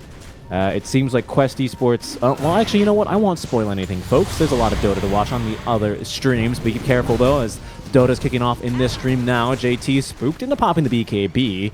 OG poking and prodding as they still wait for their opportunity to grasp their way back into this game. It'd be, I'm struggling to come up with an analogy, though, that allows them back into this game. You know, it's... BKB. My goodness, JT just frickin' roared the creeps. Blink, BKB, Black Hole. That is their ticket back into the Monopoly game. They are currently in the jail, you know? So they have to wait their turn until the BKB is completed, and they're gonna be able to play. You know, late game Monopoly, it's actually better to be in jail so that you don't have to land on your friend's real estate. I mean, yeah, at that point, you've got really no reason to move around the map. Nobody wants to lands go to on Mayfair. Boardwalk. Nobody wants to go Mayfair. you land once on Boardwalk and it's GG. Seb. Yeah, there's no way out of this one for him. I think he's going to be killed off here from outside the pit. Ghost nearly 2-shots him. It's godlike now on the Drow Ranger. 10, 3, and 7. JT, though, having one hell of a game, Winter. 5, 0, and 13. That was the equivalent of Seb landing on Boardwalk and getting bankrupted out of the game. Yeah, JT is the one that has, 2 hotels on Mayfair? Yep. Why Mayfair? Why not just Boardwalk? How do you know such obscure... Mayfair the most expensive one? What is this, like British Monopoly? Mayfair? Get out of here. Mayfair is the In last trouble, one, though. DM, Taiga blinking back now defensively as Paparazzi pops the BKB. Eager to chase now, as he does have DM within arm's reach of at least the Dragon Tail stun. DM is going to take on down, does get within range of the Poison Nova at the very least. Not really sure if OG have got a fighting chance in this one, especially as JT jumps forward. He finds the roar now onto Yuragi. Ghost letting loose the arrows, and they have the kill onto Yuragi. Seb doing as best as he can now as he does lay down the Wukong's command, but he is going to be finished off here as Ghost is just way too strong in this kind of a game, leaping up to the high ground. That's the dieback now on DM, and Seb's going to throw in the towel. OG, they fall in game number 1. as the side of Xtreme Gaming absolutely dominate here. 6-32. Oh boy, Winter. I don't understand what the Venom is meant to do this game. If he's building like as a carry and trying to do damage, then I don't really get like what's the game plan, because the draft then becomes pretty greedy. If the Venom actually decided to build, like you said, the aura items, you be the front line, you're defending the tower, you're making space for the PL, then I understand the strategy. But what they did this game is quite quite hard for me to comprehend. I wasn't very sure what the overall plan was, apart from just getting to like super ultra late game with your PL and with a BKB black hole to win the game. Yeah, and I mean, just no opportunities really presented themselves there You to just be able to can't get. play Dota like this. Like I feel like nowadays the teams are just way too good to just let you get to your timing that you're so strong that you just outright win the game. Like the game has been so much tuned to like fighting the early game. You want to get control of the Lotus, the side lanes. You occupy the side lanes because there's so many camps on the side lanes. So if you're the team that has a very very slow draft, you have to give up so much of your map, right? Because you cannot contest. Your team's composition just doesn't allow you to do that. So the only way they could have played the game is what they did. Split push. Monkey King has to die. And Enigma dies like sometimes. Like pushing the wave. They have to just do it and trade their lives for it. And hopefully, eventually, you get BKB on Enigma or your PR eventually carries you. But even if you think about it, right, if you get into late game, 50 minutes, the PR has full slots, 6 items, You're playing against a millionaire on Dragon Knight with Aghanim's. He's going to deal with illusions. You're playing against Beastmaster with Axe. He's also going to deal with your illusions. And if your Venom's not buying any aura items, your illusions are just going to die. So how are you going to win the game? And the only thing that will help you win the game eventually is the BKB Black Hole. And you also have to pray that Beastmaster doesn't have Raw to cancel it. Yeah, you know what that last fight reminded me of? The one where we saw OG take the fight in the Xtreme Gaming Triangle with the first and only Black Hole I think we saw all game. It reminded me of the good old days for OG fans when Amar was still on the team, specifically at ESL 1 Malaysia, the most recent one out of the 3 outings that they did up in Genting. Yeah, a couple months ago already. Where Amar rebuked all of the other normal builds as he tends to do, and was just killing Enigma with the Mars Ag Scepter. Remember that would, whenever you toggled on Bulwark, he would just do a bunch of damage.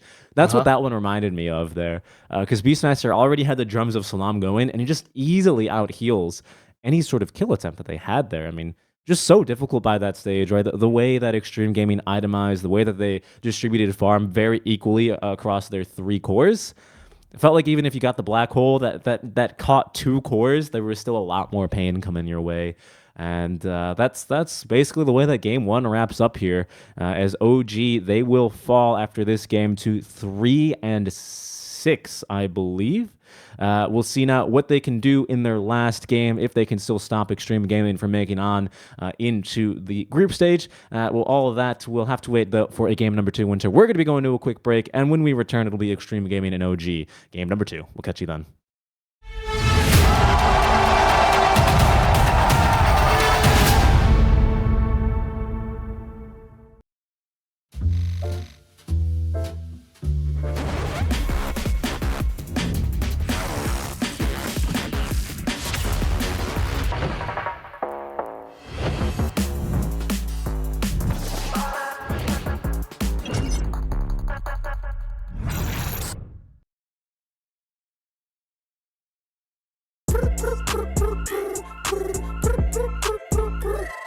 حتاكلين تشبع وانت مستمتع وتلاقي الوجبة جاية على الأصول. واو يجيك العيش هش طالع من الأوفن والدجاج يقرمش just the way I love it. وتسوي كده وتسوي كده وتسوي كده مع الحشمة وانت بغراب خفيفة جيب تويستر. أنا جيب لي وجبة الزنجر بس كله يجيب اكسترا تشيز على الكرانشي تشيكن في السنتر. حطلب باكت حطلب زنجر حطلب مايتي حطلب تويستر. جيب له باكت جيب له زنجر جيب له الأصلي جيب له تويستر. Delicious. Yeah.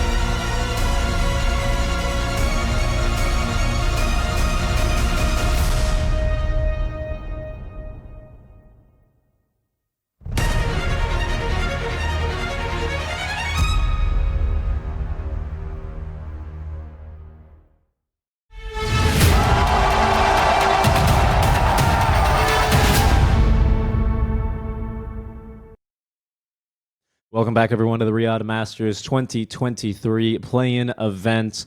We are here, Winter, with an update. And unfortunately, if you're an OG fan, it isn't the best update, as after that loss, they are now mathematically forced to play in the additional play-in phase. I don't know. This tournament has like 6 phases.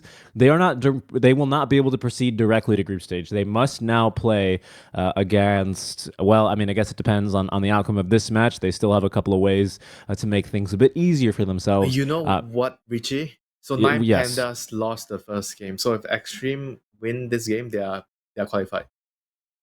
There you go, folks. They will be, I believe, placing second. Is that right? Because I don't think they can quite catch Quest. It depends how Quest's game has gone. I'm not quite sure how that one has started out, but we'll be able to check that out in just a little bit when we wrap up the group stage, and then we'll actually start the play-in group stage, and then we'll get into the play-in matches themselves. Not all, doom and gloom here for OG, though. Again, they still have themselves a chance. We'll see who they have to face. It might be either Entity or Virtus Pro. We'll see here who they get their which opponent they will eventually get. For now, though, Winter into the draft for game number 2. It's OG this time with first pick, as Xtreme Gaming with second pick on the Dire side. OG will deviate slightly from their opening bans as they will seek to remove the Timber Saw, and they're still going to take out that Snapfire first. Xtreme Gaming with another Darkseer ban to open us up with. Yeah, this hero is just a really strong hero, it seems, right now. Like, the second pick team seems to just want to remove it out of the pool right away. I'm quite curious, though. Like, what do you actually do against Darkseer? If somebody opens Darkseer, like normally what we did in the past is just pick anti-mage. I guess because it's a first pick Darkseer, you can't 6-7 AM because you get counted at pick number 8. I guess that's probably why they just decide to ban it. It's just easier that way. And they banned out the Undying as well, which was quite influential in the previous game. It was. For their own side, though. Maybe they're afraid OG will first pick it. Instead, OG, again, like I've said before, if OG have the opportunity to first pick the Enigma, they have done so almost every single time, only choosing to 6th pick it once. Was wondering if we were going to see the Enigma. Indeed, sorry, make that the Rubik. Indeed, we do. This hero has also been quite a popular first pick so far in the tournament. An Xtreme Gaming Winter, they're going to pair it with Mars. Yeah, it has to be like one of the highest pick rate heroes, like Rubik. I think Rubik has been picked like so many times. Like, the hero is just very, very versatile. You open a draft, you don't really want to show like what you're up to with the draft. Like, Rubik is the hero that you go to. And on top of things, you're playing his Enigma, so it already makes Rubik a lot more stronger in the game already. Rubik Mars, classic lane as well, like a pretty strong, potent lane. The good old you hold, I punch kind of a lane, I believe. Yep. OG immediately move into the Storm Spirit. Okay, so a hero that usually doesn't have any difficulties against a Mars, at least zapping and zipping around in the fights, avoiding the spears, but always a slight bit of danger when you do have that instant lockdown in the form of Rubik. Rubik also not the biggest fan of playing into the Storm Spirit. You can just kind of get 100 to 0'd by a high level Storm Spirit if he just finds you in the fights. So bit of back and forth in this matchup. By Glimmer. Survive. It's true. Pretty decent Glimmer game, I would say. I mean, Glimmer as an item is actually really, really good right now. I like the move speed, the shield, and everything it gives you at the moment.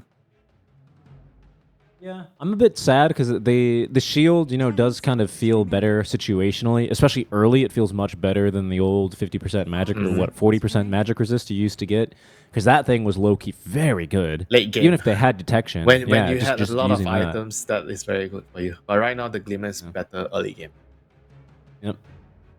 Those flat numbers, they don't scale as well, but they do feel a lot better early on. You know what else feels really good here, Winter? Banning out Silencer if he were an Enigma. And OG are going to do just that, just to make sure that they've got themselves a chance here to be playing the Enigma a little bit more active. I suspect it's going to be yet again another flex between, well, usually I believe they've been running it support, but I know DM is no stranger to the Enigma. I want to see a core Enigma. I don't really want to see a support Enigma. I think Enigma belongs to the core role because the hero is going to be so greedy. you want to be farming all the time. So why not just do it on the core role? And I like to emphasize how the game is being played right now, as you have two heroes on top and on bot lane, basically sitting there and farming, and Enigma is perfect for that. You just take over the part of the map and you just keep farming, you keep scaling, and Enigma is like Doom, one of the best late game heroes. It's true, especially with the refreshers, especially when you do lack a hard counter. I mean, Extreme, they do have a Rubik, right? So you are going to have to go for a Lincoln's or something like that in order to prevent the super easy the super easy counterplay. But you're right, into that late game, you do give yourself a lot of opportunities to scale and just kind of take over those late game team fights. Sometimes, See if we get there. Sometimes you see Enigma players when they're playing against Rubik, they don't really play for the black hole. You see them buying all the aura items, so you group up and you just push, and you never really actually cast your black hole. So we'll have to see what they're gonna try to do here. Because even if he decides to go for the PKP black hole, like Midas route, I think the Storm Spirit is an excellent hero, to deal with the Rubik, so that the Enigma can black hole in the fights. I have a feeling that OG, they may have been thinking about the Medusa, by the way. Very, very China support, or the other only team that kind of likes picking Elder Titan. Like we see that from LGD, we see that from Xtreme. Right. You see that. Talk to me a bit about what about the region do you think? What is this the only region that has ET players? Or I mean, we have the a heroes ET good? player in SEA too, like Talon, but only played in China for a few years, so he's kind of like he has adopted their play style. This is I love this hero too. The Chinese teams, they like heroes that are very strong in the team fights, especially on a position 5 hero. Like so, you see them picking Phoenix, you see them picking Elder Titan. I mean, obviously Undying's the best one because you are also strong in the lane.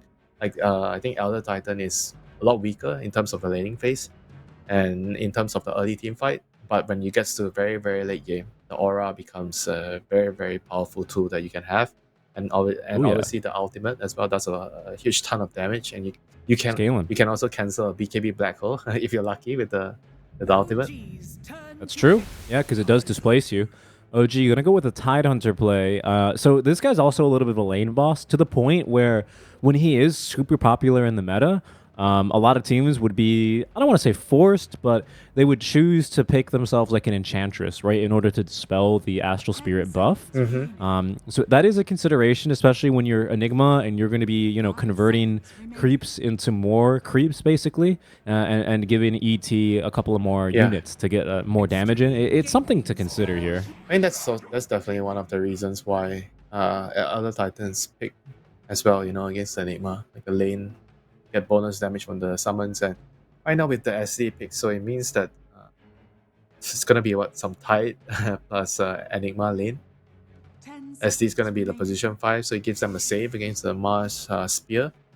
5 seconds remaining. Yeah, but I'm not entirely sure with these two heroes right now, because normally what I would do is like you see your off lane, the Rubik Mars, right? So I would actually just pick my carry because I know what lane am I playing, and then I pick a carry and a support. I wouldn't pick my off lane here, because right now what Xtreme Gaming is gonna do is they're just gonna counter the type. They pick like some hero that can bully him in the lane. What's available? So there's Monkey King. Monkey King is also good against Enigma. I mean, obviously Ursa is not that great anymore. I think you have to be a little bit careful though in the Shadow Demon, right? Because you don't want to get your Jingu dispelled immediately with Demonic Purge. ET is already going to have that problem in fight. That's true.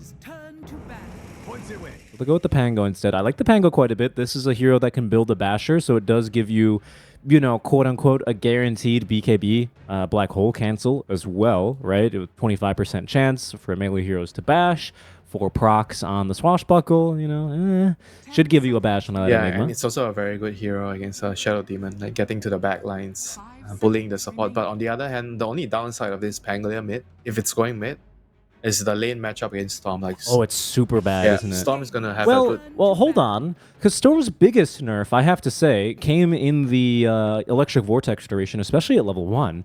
Let me do a double check just to make sure I'm not spreading a slight one. false allegations here. 0.4 seconds, I think.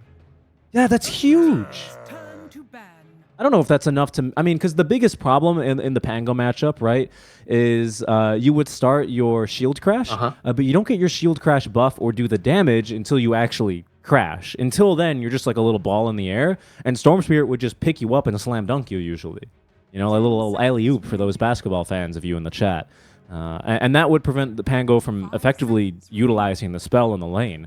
So I'm not sure if it's so much about the duration of the Vortex, or if it's just more about actually canceling the shield crash. I suspect it's more the latter. So you're right, this could be very problematic. Yeah, Storm's gonna have like a really good game unless they try to switch around the lanes. You put Pango on the off lane, put Mars mid, but either way, it's the Storm. I feel like he's gonna have a really good time. And Storm is like, I feel like in my opinion, like he's the last hero, the last mid hero you want to give like a free lane to. I mean, I'm sure there are others too, but like Storm can do so much in a game, you know. Yeah. If you give him like a good start, he gets runes, he kills everybody, he kills the support. Especially when you have Extremes draft and you don't have like great Storm catch, there's no silencer to punish, stuff like that. I see where you're going with this. ET Rubik is not that great against the Storm No. Spirit, so Not at all. You can easily dodge an Echo Stomp if you're a Storm Spirit, and not otherwise already stunned. It's pretty good follow-up on Echo Stomp, especially with the natural order debuff that ET carries. That thing kind of destroys Storm Spirit, but first you got to get your hands on him, and that's going to prove to be the difficult part here.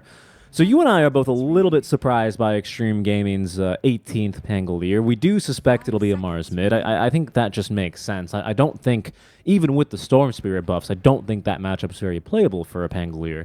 With that in mind, then, especially with the Bloodseeker banned out, OG, the Juggernaut. Wow. Okay, that's a hero I have not seen in a long time.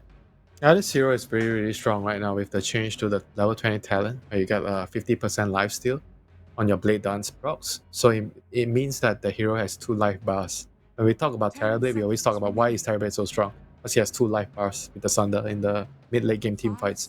And same for Juggernaut right now. So what happens when you go in, you take damage, and then you cast your Omni Slash, and then when you come out, you're good. You're like full HP because of the talent. And so Xtreme Gaming goes for the Slug, which is really good against the Tide in the lane, and also very good carry to carry matchup against the Juggernaut, because you have the Shard to dodge Omni Slash, you have your Shadow Dance, you can also protect your teammates.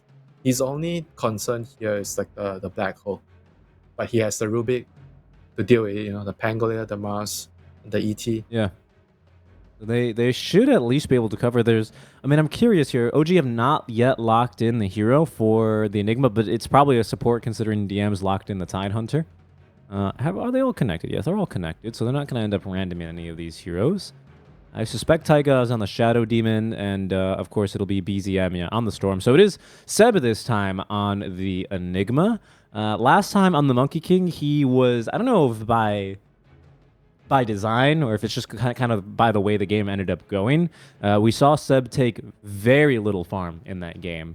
I think it was more to do with the fact Xtreme were hunting him pretty relentlessly.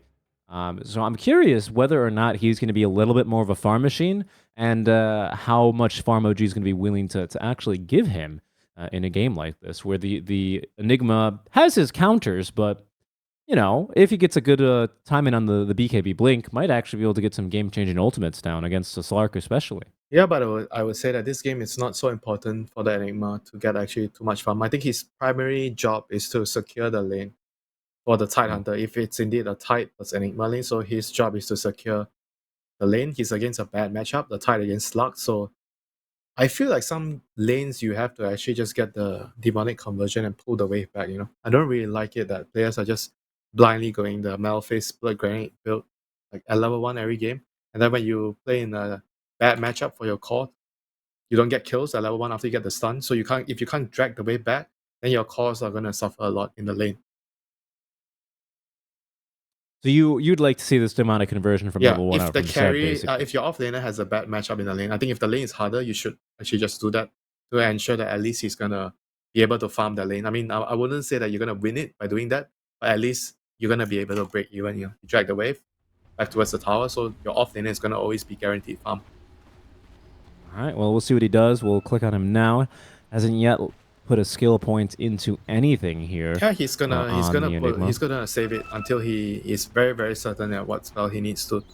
It's normally when you run out as 5, you want to make sure that you have the right spells to get a first blood if you run into a hero. So not taking any skill points here, I think is the right way to go as Enigma. Just taking a look at Seb's Dota 2 Pro Tracker, he tends to enjoy going for the Malefice Blood Grenade builds.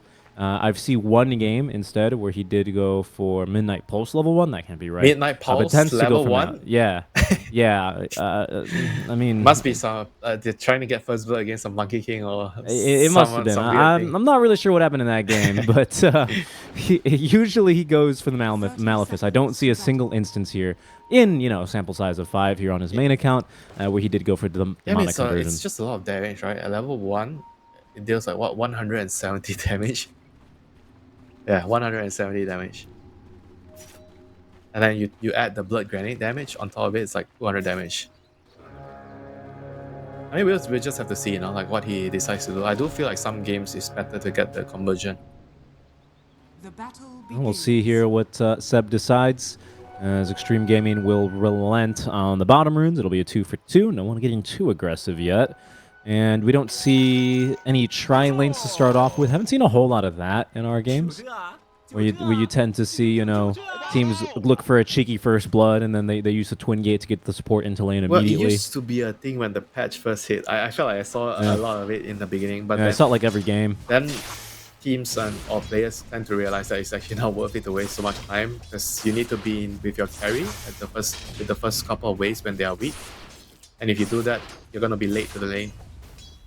And you see right now, DY gets the buff from the spirits, and it's going to be punching and pressuring the tide. And Seth has chosen to skill his stun, so he has Malefice. Yeah, but here's the weird thing, right? Like, if he chose to go for Malefice on the Enigma, right? Like, wouldn't it be better? Like, I would think that the tide also gets gushed so that they can actually just hit the Elder Titan together. Yeah, but then you need an Anchor Smash, right? To kill your first couple of creeps. Yes, cutting. I don't know. Yeah, but this is a Slark with level 1 essence. You got to be a little careful there. Yeah, but yeah. I support both of these decisions. What I am a little bit more surprised by, Winter, is taking a look over at our mid lane. Xtreme Gaming still have decided to run this Pango mid. But more surprising to me, BZM is not taking the points in Vortex yet. So Paparazzi has been able to get a couple of creeps using Shield Crash. He's still struggling, of course, because, I mean, Static Remnant and Overload against a melee hero does quite a number. But, yeah, you can see, normally that's where, a Storm would just Vortex you in. I assume at level 3 he'll pick it up. Yeah. Might go for 2 and points bot lane, in the... spin. Yuragi is going on Sin Q. That he is, and Sin Q without any movement speed buff. We'll hold on to the 5-stick charges, and it's going to be first blood here for Yuragi. Yeah, pretty good start for the Juggernaut already. Like, this lane is actually not the easiest lane to kill because with disruption and spin, they're not the best ways to set up for a speed. Just let me put that straight. Not the worst either, I suppose, if you're that far out of position, especially because with the spin, of course, you're immune to the effects of the Rebuke and the Spear of Mars. Could have been a pretty nice move there. XG did rotate a support over mid lane. Sinecue briefly making an appearance here, but they failed to secure the top rune, so they are not going to be able to deny BZM his water rune refill. BZM, who's gone for 2 points in Overload. So the Pango mid matchup, of course, still Storm favored, but Paparazzi finding a bit of farm. And on the side lanes, like DM is he's doing decently right now. He has 9 CS to 2 denies. Gonna get a couple more with the Anchor Smash after this. So, oh, they have Midnight Pulse at level 2. Okay. Seb really likes Midnight Pulse, I guess. I guess he doesn't want to give the demonic conversion? Yeah, for the Elder Titan to get extra damage. I think that's probably why. What's pretty nice about this ET matchup is that Anchor Smash only reduces your base attack damage. It doesn't affect any bonus damage. And Astral Spirit, the buff, is only bonus damage. So you still are a little bit efficient. Even if you do lose a good amount of your base damage, you still actually have a good incentive to continue trying to hit him with your briefcase with the staple gun. Ends up being pretty decent here. Yep. Right now I'm just like, can't wait to see who's gonna rotate first with the twin gates. DY still playing really aggressive on top, like pushing both the heroes back with his level 2 spirit, so doing a really good job there. Actually, even going to get a kill. Wow. Yeah, he'll find it. DY will die in exchange for that one underneath the tier 1 tower. I suspect both supports are going to TP mid. Once again, there's going to be the spin disruption setup. JT forced to TP away from this one. Only TPs to the tier 1 tower, but quickly receives a Tango refill from his comrade. Yep, and Seb decides to TP back top, so BZM is not going to get a bottle refill. He's going to just move over to get a bounty rune. But with the second death on the Enigma, right now the lane is starting to get hard for the Tidehunter. So he won't be liking what he sees very soon. The Slug is already level 3, so it's very, very hard for him to go up towards the lane to get creeps. He's always going to get right click a couple of times, so he needs the Enigma to pull the way back. He already has a sentry to deward the camp, so he has a camp to pull. So this is going to give Tide some space to farm in the lane. I think Really surprised, by the way, how much paparazzi is getting out of this lane. I mean, maybe the changes, the nerf to Vortex have really, changed how this matchup goes, but he's getting a lot more farm than I used to see Pangos get against Storm. This used to be really a difficult matchup for Pangolier. Yeah. But he's actually now leading in terms of experience. I mean, the Storm is he's still gonna get his farm. I think at the end of the day, that's what you're more concerned about for the Storm. I mean, it would be nice if you win your lane as well.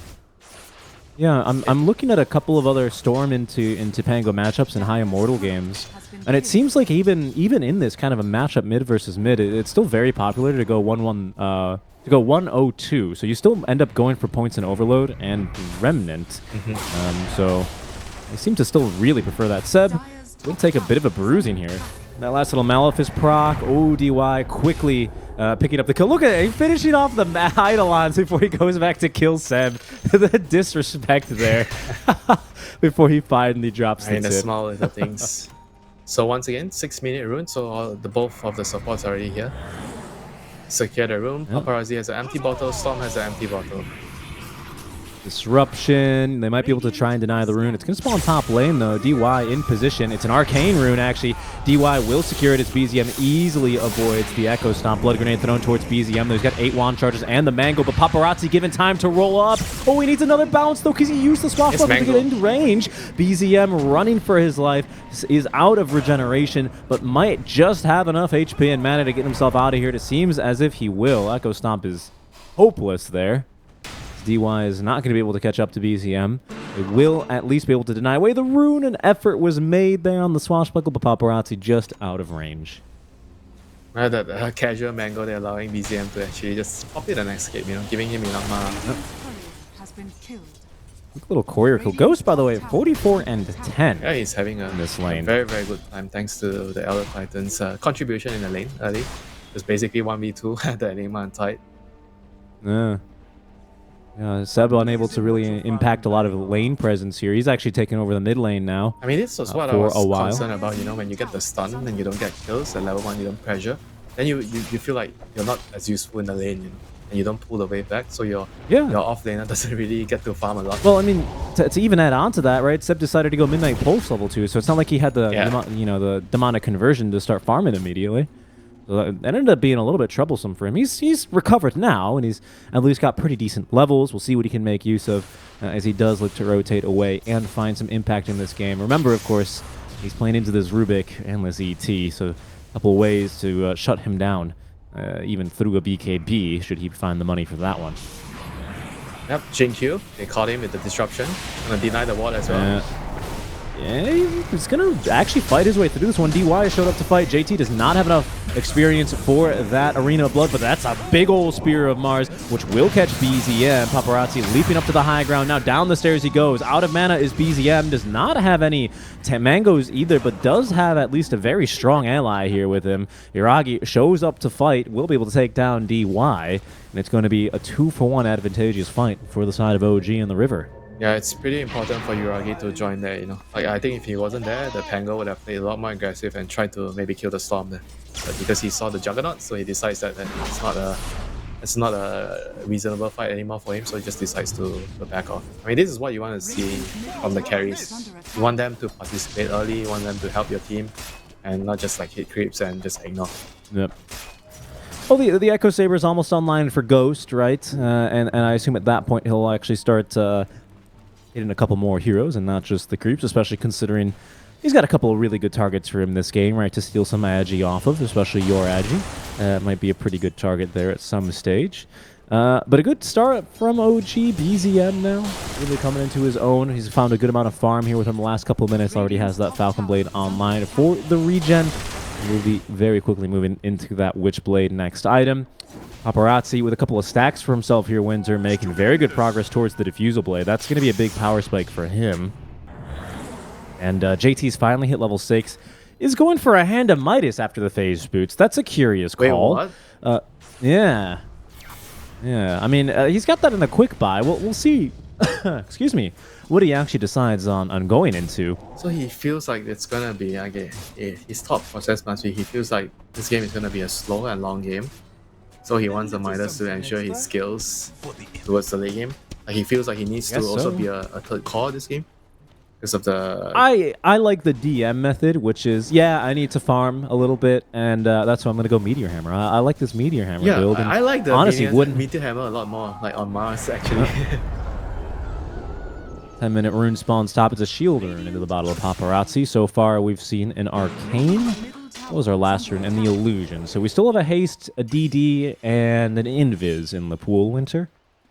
Any of those in particular you're willing to die for? Haste? Yeah, Haste is pretty good. I mean, DD is pretty reasonable for the Storm as well. And he missed out on his opportunity. The next Arcane rune you can hope to get is going to be at minute 20. That was the first one that spawned in. Shield rune for Paparazzi. Seems like he's going to be saving this one for now in the bottle. It'll pop in another 50 seconds. But he should already have his Diffusal Blade finished up by then. Is this enough of an opportunity for you to try and smoke up and take a fight? Ghost as well has just finished up his Echo Saber. Yep. This seems like you're pretty strong right now. The Diffusal is definitely a very, very powerful timing on the Pangolier. I mean, sure, the Mars is getting a Midas. I mean, sure. So the Pango has to be the one moving. I think Pango's strong enough to create the space, you know, but he has to realize that he has to be the one moving because the Mars has a Midas and not go back to farming, you know, like Pango players, this hero is quite hard to balance sometimes, you know, because the hero requires the player to farm and move. You need to find a balance. Right. You help your team and you help yourself. Shield rune's about to pop here. Paparazzi getting ready to move. Smoke on smoke action. Those OGs will break first, but there's wards here. There's a vision. Nice two-man stun is going to allow them to at least get the jump on the Taiga with disruption stolen. EZM very patient here on the ball lightning. Finds a little bit of his mana burn there on the Diffusal reveal. That was OG making a... I guess they were hoping to try and catch the Pangolier. Unfortunate timing for them because Paparazzi was more than ready to fight into them. Yeah, the disruption actually came a bit late, you know. He was able to get his roll off, so couldn't really get the disruption. But still, only losing the SD there.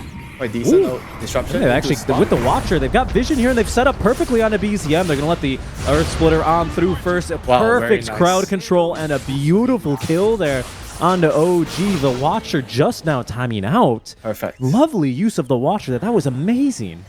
Perfect layering of stuns there. With the Disrupt into the Elder Titan stun, the Storm, and then the Earth Splitter with the Lift to follow up. If they would have missed by another millisecond, the Storm would have lived.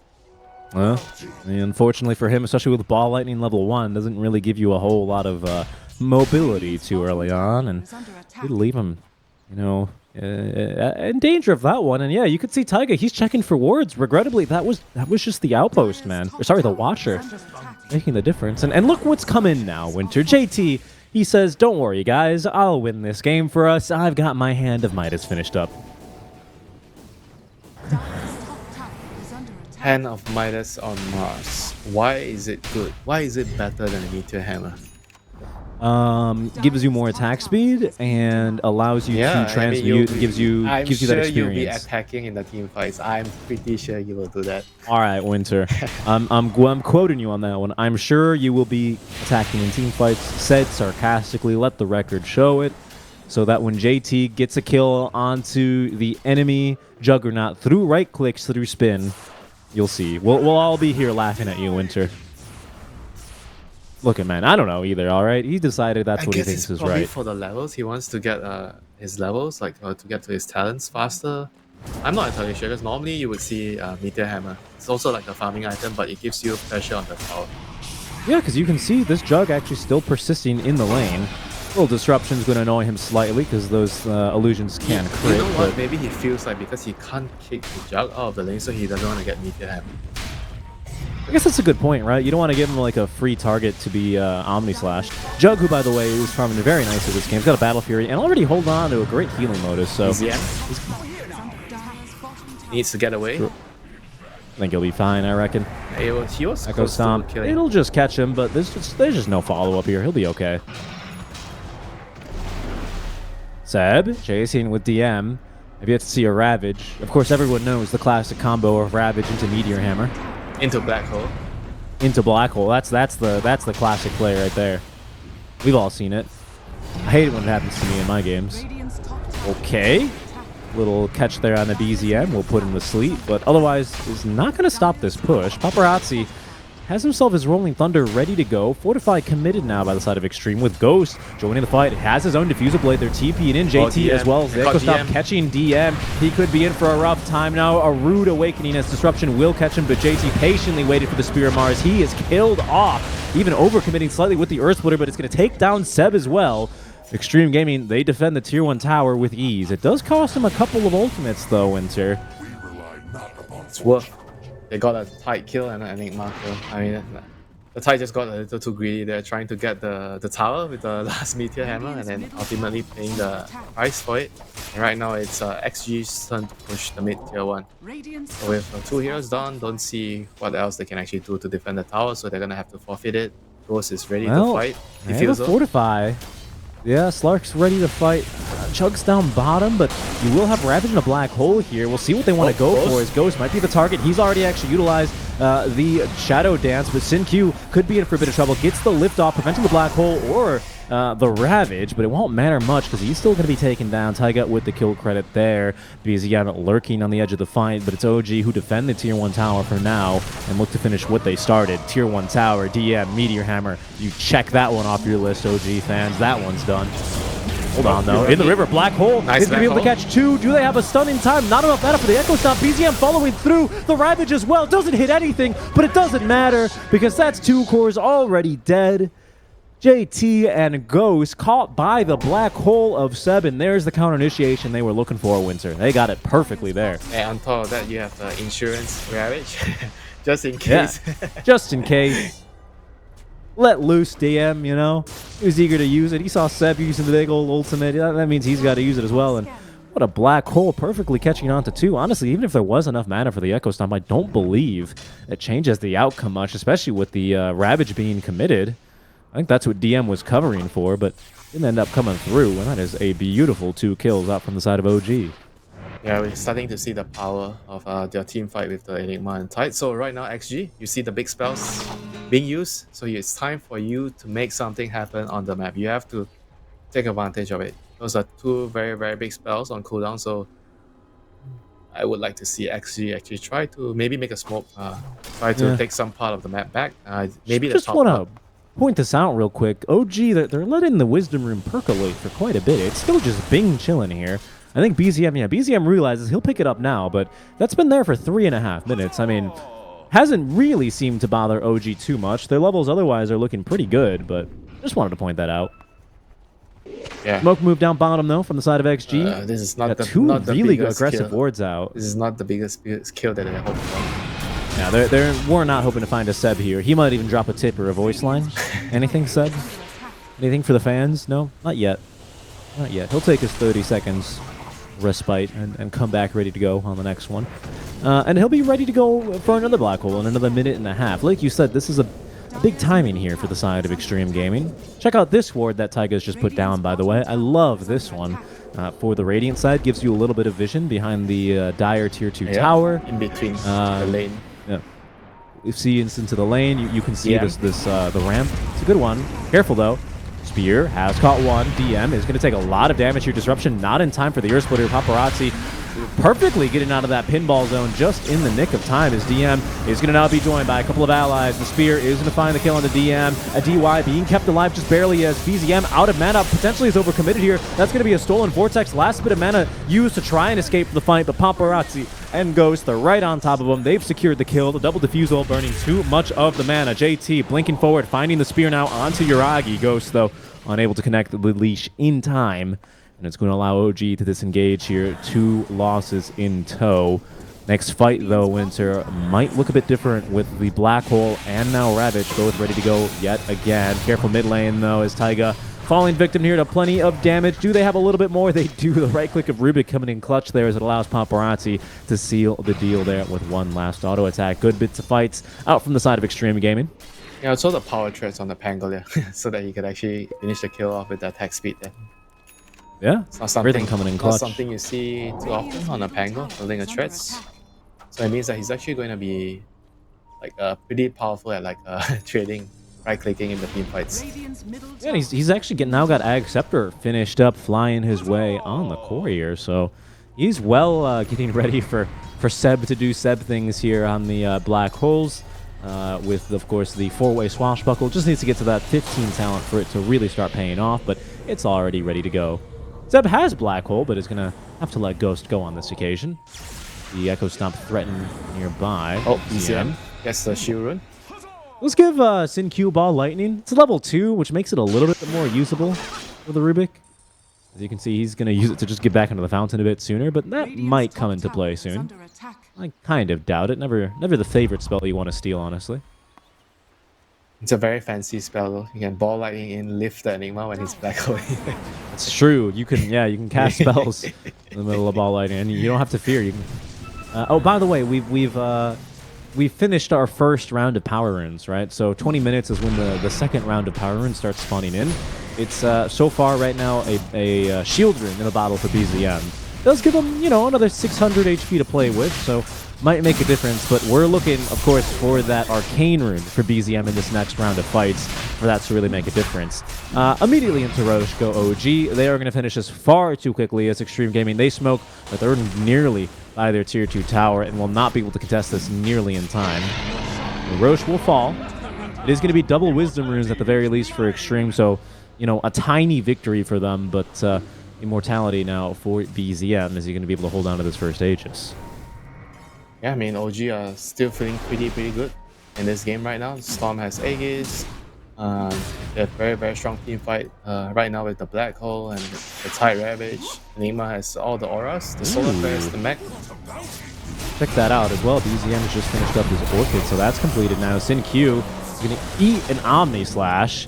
As now Yuragi leading OG into battle a second time. Storm, looking for the silence, will find it, but goes just barely able to Dark Pact in time. Black Hole is going to come in to be able to at least try and get this kill on a Ghost, and with the spin active, they easily have him surrounded and killed off.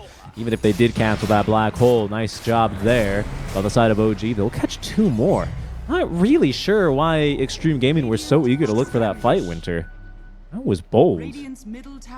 Yeah, and they were fighting into Aegis as well. Maybe they felt like if they could have gotten a quick pickoff and get out, but it was quite risky for them to do that.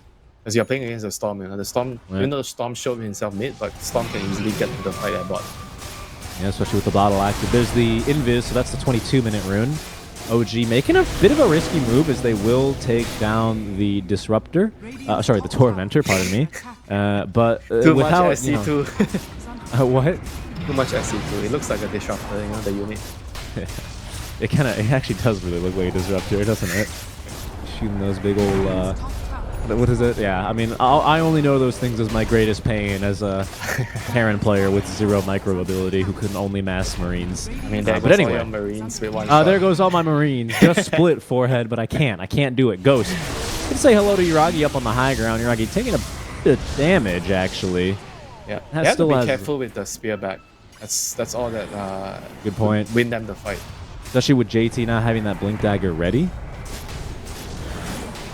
Of course, with the changes to the debuff immunity, the Blade Fury only gives you, 80% additional magic resist, so you can still be hit by a couple of things here. Just Not that they're debuff immune. Smoke will break. Yuragi is going to be speared back, hit by the tree. The Ravage to try and counter-initiate, but it's going to be the Disruption stun, which saves the day here for OG. BZM makes another jump on in, but a very good Depth Shroud is going to allow them to continue fighting. Out comes the Omni Slash, but plenty of heroes, and now Creeps even into absorb this one, as Yuragi stuck on the wrong side of this fight. The Spear will finish him off, and it's a Storm Spear holding onto the Aegis, as OG losing out on the fight. Seb even is going to end up getting caught here by the side of Sin Q, and Xtreme Gaming, they clean up as it's OG go looking for a fight and leave with a bloodied nose. Yeah, that was all set up by that very, very nice spear back by JT, displacing the Juggernaut into a very, very deep position. Even though it's a really nice disruption by Taiga to buy time, allowed the Juggernaut to actually get his Omni Slash off, but the fight was pretty difficult, you know, when the Jug is so far in enemy territory. Yeah, plenty of damage being dealt. That's the power dealt. of displacement in team fights. Yeah, and then, you know, a bit unlucky there as well. If you're Yuragi, your Omni Slash took you literally as far away as possible from your, Yeah, from your sure, you allies. know, but still, the fight was pretty difficult at that point. Yeah, yeah. Not the best way to start off a fight. Good Depth Shroud as well. I saw that one as well from Ghost. I believe he had to purchase even this ability, but it's a really good one, right? There's not too many carries that have, pardon me, Winter, that have utility to save your supports from being jumped from heroes like Storm. Blade is under your teammate. All right, give me another one, smart guy. Song of the Siren with shot. You heal. Yeah, so that ended up being a big purchase there, honestly, from the side of our Ghost Slark. Because that kept alive the Pangolier, allowed them to counter-initiate, and they needed all the damage they could get there in order to take that fight. OG, all of a sudden, their net worth lead that they fought so hard for in the early game is going to be neutralized by a bit. They were up, what, 6k at one stage. Now find themselves trailing just a little, the slimmest of margins. Yeah, the Juggernaut has to be careful with his positioning. You know, he's not as invisible as he thinks he is. I think he needs to just keep farming until level 20. I feel like they are kind of overplaying their hand right now. Like the Juggernaut needs to just get to the stage where he's level 20. He's really strong, and die in the team fights. I think they're just rushing a little bit. You know, sure you can go for pickouts with this Aegis on Storm, but apart from that, I don't think they should heavily commit to pushing any towers. Right. Well, for now, the ones pushing towers is the side of Xtreme Gaming, pardon me. XG, not OG. BZM making use of his large mana pool here as the Aegis expires and refills your mana. Pushes another wave mid, so does have that wave going with the wagon, will force a TP back, but the tier 2 tower will fall. Uncontested down bottom by OG. See if Xtreme Gaming want to mount defense here on their own top tier 2 tower. Doesn't really seem like they're in position. Ghost has an Acceptor now. He's right next to the Twin Gate. I wonder if OG are thinking about making a move, or if Ghost is thinking about making a move through the Twin Gate. Not quite yet. There's no real reason to be on that side of the map. Butterfly now finished for Jug. JT's Midas paying off right now. It is, actually. He's rich. He still has more gold than Ghost. It is actually pretty smart after seeing what happened in the game. Because you can't kick the Juggernaut out. And the Jug is going to keep farming, right? So the only way you can maintain your net worth against the Jug is to get a Midas and keep scaling as well, you know. Because the game is going to go late, you can't stop him from farming. So the least you can do is ensure that you are also getting farm. Okay. I mean, when you put it that way. I'm not telling you to buy Midas on Mars, please. I just... this game, it's a good idea in this game. Paparazzi picking up the Defiant Shell, which is a pretty nice one, actually. Because even if you're in a Vortex from a Storm Spirit and he throws an auto attack at you, you've got what? What is this lucky shot? 1 in 17 chance, a 1 in 6 chance at disarming him by doing nothing. This is like one of the best. Big old zip down bottom. JT, able to get away just in time. BZM had it, knew exactly where he was, just couldn't get there in time. Go again on Defiant Shell.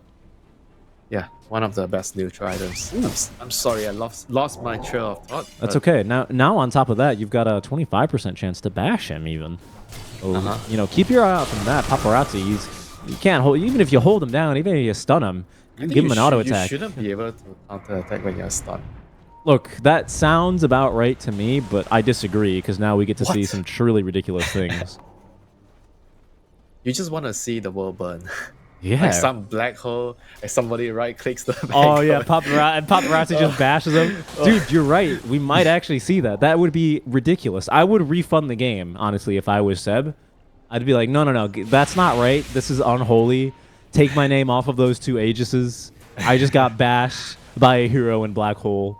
I mean, you think that the worst thing that could happen to you when you're black holding as enigma is being bashed by some random copper right click? Oh yeah, dude, that was amazing.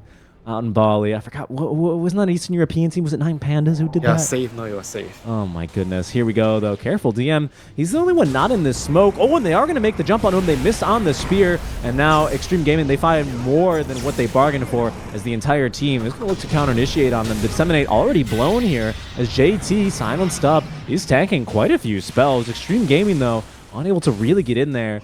Utilizing the Shadow Dance passive, they know that OG have planted a ward of themselves up on the high ground. As oh my goodness, JT is in the arena, catches 3. Seb, he's just left dead in the middle of the arena as Taiga ends up disrupting himself. DM also taken out. Taiga's gonna end up buying back, but they're immediately on a BZM. He's leashed up in the spear. JT, what an absolute Giga Chad move! Absolutely just starting the team fight off on his own terms. The god of war, Mars, JT. Those are 3 heroes dead, Winter. No buyback. And he finds the best possible initiation you could ask for in the arena. And Tiger's like, oh great, now what do? I can't counter initiate, everybody's BKB, so you just die. That was brutal. JT, what a performance from the Malaysian offlaner here over the side of Xtreme Gaming. That's going to be just a full set of bottom barracks, Winter. And that's not even Roche. The question is, Winter, all right, you're OG. You've just, kind of been beaten back pretty hard, actually, by JT in this engagement. You know that they're going to be looking for Roche. You can expect wards to be on your way. But you also know that there's no BKB, there's no Arena of Blood for some time. Can you contest this Roche? The first thing I'll be telling my team is, you need to be outside of the arena. You have to be further behind because you have a blink. I think the team fights is actually not that difficult for them to take if they are well positioned. Well, we'll see. This is not the proper positioning that they're hoping for. They are perfectly scouted. Oh, JT, he's just in again. Somehow, that has caught Taiga. Seb, unable to get off the black hole. He started the cast animation. I don't think he's going to be able to get it off now as, oh, goodness gracious, Paparazzi's found his man. JT as well with the dieback there onto Taiga. Ghost trying to fight his way through this one as well. He's on top of Iragi. His Agi disappearing. Even DY doing too much damage. There's the spin, but without the talent. Ghost still chasing him down. They've at least gotten through DY, but it's going to cost BZM his own life as Iragi. There is no escape from this Xtreme Gaming side. He doesn't have a spin. He doesn't have an Omni Sash, and he doesn't have a team to support him, Winter. Xtreme Gaming, they win yet another brawl as JT just initiates again on his own. He's winning them the game. They're going for tier 4s. Ending the game, that's what you want from your initiating hero or player. No hesitation, There's a fortify. There's a buyback. Seb's back in 3 seconds. Does not have a Blink Dagger, but does have a Black Hole, Winter. 4 alive now. The triple buyback, but goes. Oh, the Ravage onto him. They have managed to catch him. He didn't get off Shadow Dance or the Depth Shroud, and it seems like Ghost will be punished for his lack of skill usage there. OG now, there's an opening for them as they're going to charge, I assume, straight down bottom and take Roche. They have to get Aegis.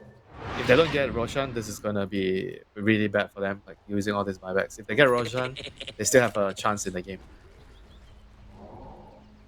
Okay, Jug is going to get to the point where he's going to be level 20 finally. He gets this wave, and then he gets the Roche XP. He should be close to level 20.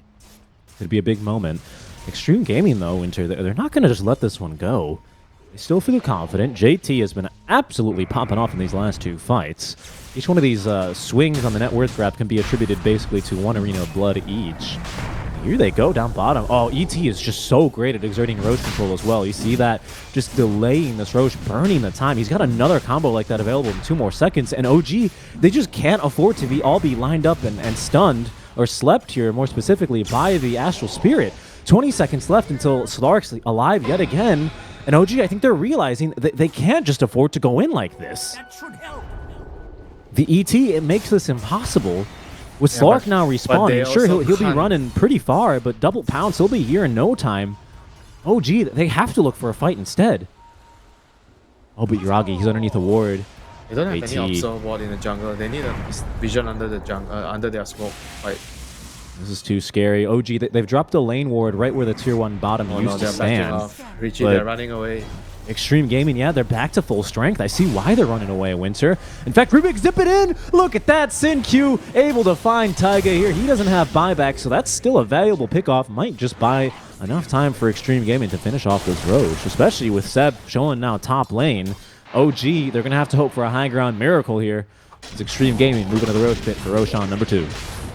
I need like a 4 or 5 man black hole in the next fight. It needs to be one for the history books from OG. I mean, it's a tough game. Aegis, Depth Shroud, this damn... You pick up a shell on the beach, and Pangolier might cancel your black hole. He's got an Octarine core as well, his 15 talent, Ag Scepter, and a Basher. You have Sin Q, who's popping off a little bit in this game as well, honestly, on the Rubik. You still have this Earth Splitter to contend with. I mean, Seb doesn't even have a BKB, by the way. He's still a full component away. But I'm not even sure how much can that change the game, you know. Say he gets a BKB then. In the team fights, there's still like Rubik, there's still other Titan, Earth Splitter. Maybe with a Blink, if he has Blink BKB, I can see maybe there's a chance that he gets a really good black hole. But right now, he has to walk in, hop BKB, and hope he gets a big black hole. Yep. It's too much to ask. It's a lot. Also, I love this Elder Titan Shard, this Echo Stomp. Whenever it's active, you get to just jump to where you've Echo Stomped to on your Spirit. You combine instantly. Yeah, so you actually just get to the target that you want to be, so your aura gets next to him to remove the armor. Sin Very Q good is against gonna. Sin Q also denies away the potential of getting another rune. Whoa, whoa! What is this? Yuragi jumping on in. A beautiful stomp onto 2 is gonna allow Ghost more than enough time. He actually thinks about counter initiating here. He's taking a lot of damage though, but still has that Shadow Dance. Disruption used by Taiga as DM waiting in the wings with the Blink Ravage to try and counter initiate if needed. Extreme Gaming though, they're not going to push the issue here. They're going to conserve Aegis on Ghost, as they do have another Shadow Dance to use in 30 seconds. They have to only hold on the high ground. I don't think they can defend any of their other towers. It's just the reality of the situation right now. Maybe try to delay until the Aegis is out before they start to take a fight. I think that's the best bet, you know. Yeah, because buybacks are looking pretty desperate at this stage for the side of OG. You know, they kind of bought back earlier. Only one who has bought back here, crucially though, is Seb. The Mars is hitting your tower. Yeah, and look at that bonus attack speed. He's almost 25, by the way. Wow. Maybe that Midas really has quite paid off this game for him. Draghi, quick little bash into the stun. Extreme Gaming, though, biding their time. Not the initiation they're quite looking for. Big old zip zap on the way on in. Doesn't really bait out much from the side of Extreme Gaming. Telekinesis. JT holding on to the spears. Yuragi spinning to win here. JT, oh, they've actually found a silence, a stun onto Yuragi. Oh, the disruption save in the nick of time as JT did connect onto the spear. BZM onto the backlines, trying to disrupt this fight, but it's not going very well still. As Extreme Gaming, they're just too strong. The Omni Slash is coming out, but the Creep Wave is here to tank it. Yuragi, he comes out without any mana. DY's right on top of him. There's the Spear of Mars. Ghost laying into him now. Finds a bash even from Paparazzi, and Yuragi throws in the towel. All of his Agi's been taken. Extreme Gaming, they will take the 2-0 over the side of OG, despite Seb's best efforts here for the Black Hole. What a performance by JT on the Mars here. You know, like winning them the last couple of fights with his initiation and his confidence when he was jumping in, fearless. He knows that he's really strong. His team's going to back him up. Just very, very well played as a initiating hero this game, you know. I think you could not have asked for a better performance on your Mars player. Yeah. I mean, we both kind of questioned that Midas, but I think JT It was has mostly earned... me. I take that blame. I mean, look, I was also surprised. That's why I pointed it out. I do bring these things up to bait you into these, as well. But sure as hell ended up being the right choice here.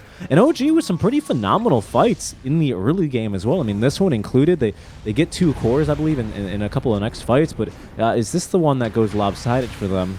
No, it's the one a bit later, isn't it? Where OG have first Aegis on the Storm Spirit, and they just don't really get the fight that they're looking for with the Spear back initiation on the JT, right? That's where things kind of started going pear-shaped for OG. with Xtreme Gaming, never I mean, looking back they from only there. had like one good team fight. I think when the Neymar won like one or two, like couple of good fights. You know, when they got a 2-man black hole. Like apart from that, like all the ravages and the black holes, they were not really in sync with the team fights. I feel like JT has been like majority getting the jumps. Like especially this one, he got the jump onto Juggernaut, he Right. speared the Juggernaut back, so it became really difficult for the rest of the team to follow up. And the rest is just history, you know, the fight is just over. Xtreme Gaming looking pretty damn clean in this game as well. You know, from here on out, oh, this initiation from JT was out of this world. I mean, no chance really for OG to do anything after they're caught underneath a ward. I mean, JT, I think, identifying the fact that OG had put down a ward there. Obviously, it's made easy by the fact that Ghost is a Slark, so he knows immediately that they've put down a ward. But just the game sense to know the extent of that ward coverage, walk around it, and then plants that beautiful arena. This second initiation as well, with that second ward paying off. I mean, just damn good ward coverage by the side of XG, but also great ways, or they did a great job, rather, of actually, you know, capitalizing on this, right? By JT especially. I'm so impressed, honestly. Yeah, it's been a while since I last seen him play this well. You know, he has been like on a bad run of like bad games for a while, but you know, this game he's definitely played well, carried his team to victory. And yeah, I mean, just nothing but praise for him this game, you know. Definitely one of the best Mars games I've seen in a while. Very, very convincing here, as it's Xtreme Gaming who will secure the 2-0 here over the side of OG. We'll see what that means for them. Ooh, Winter, I have news for you. It appears that 9 Pandas did not win both of their games. So that means, as a result of this 2-0 victory that Xtreme Gaming have over OG, we have settled Group B for the play-in stage. I'm not sure if we have any standings to show you visually, but I can read them out to you. It's still Quest Esports who topped the group at 8-2. Congratulations to them. Still continuing to perform after their Bali performance and after a roster change as well. They've been doing amazing. Xtreme Gaming, though, at 7-3, will be moving on directly alongside Aster and Liquid here of the group stage, play-in stage. Coming up next, I believe there's nothing on this channel, though, is there, Winter? Because we move into the second phase of the play-in phase. Tomorrow, right? I think the game's already over today. Oh no, is there like a tiebreak? Oh, we have a There's a tiebreaker tiebreak, instead. yeah. Yes, because TSM and Entity, I believe they need to break the tie. Actually, Execration and VP also need to break the tie in Group A. So I think if you stay tuned, people will be able to cover that for you. Wait, is that a 1v1 tiebreak? Oh yeah, it's a 1v1 tiebreak. Oh, is it a mid 1v1, really? Yeah. Right, that's gonna be very interesting actually. We'll be able to provide you guys more info on the tiebreaker situation and verify after we've just seen XG take the 2 over OG. Stay tuned, guys. We're going to have way more Dota for the Riyadh Masters coming at you after the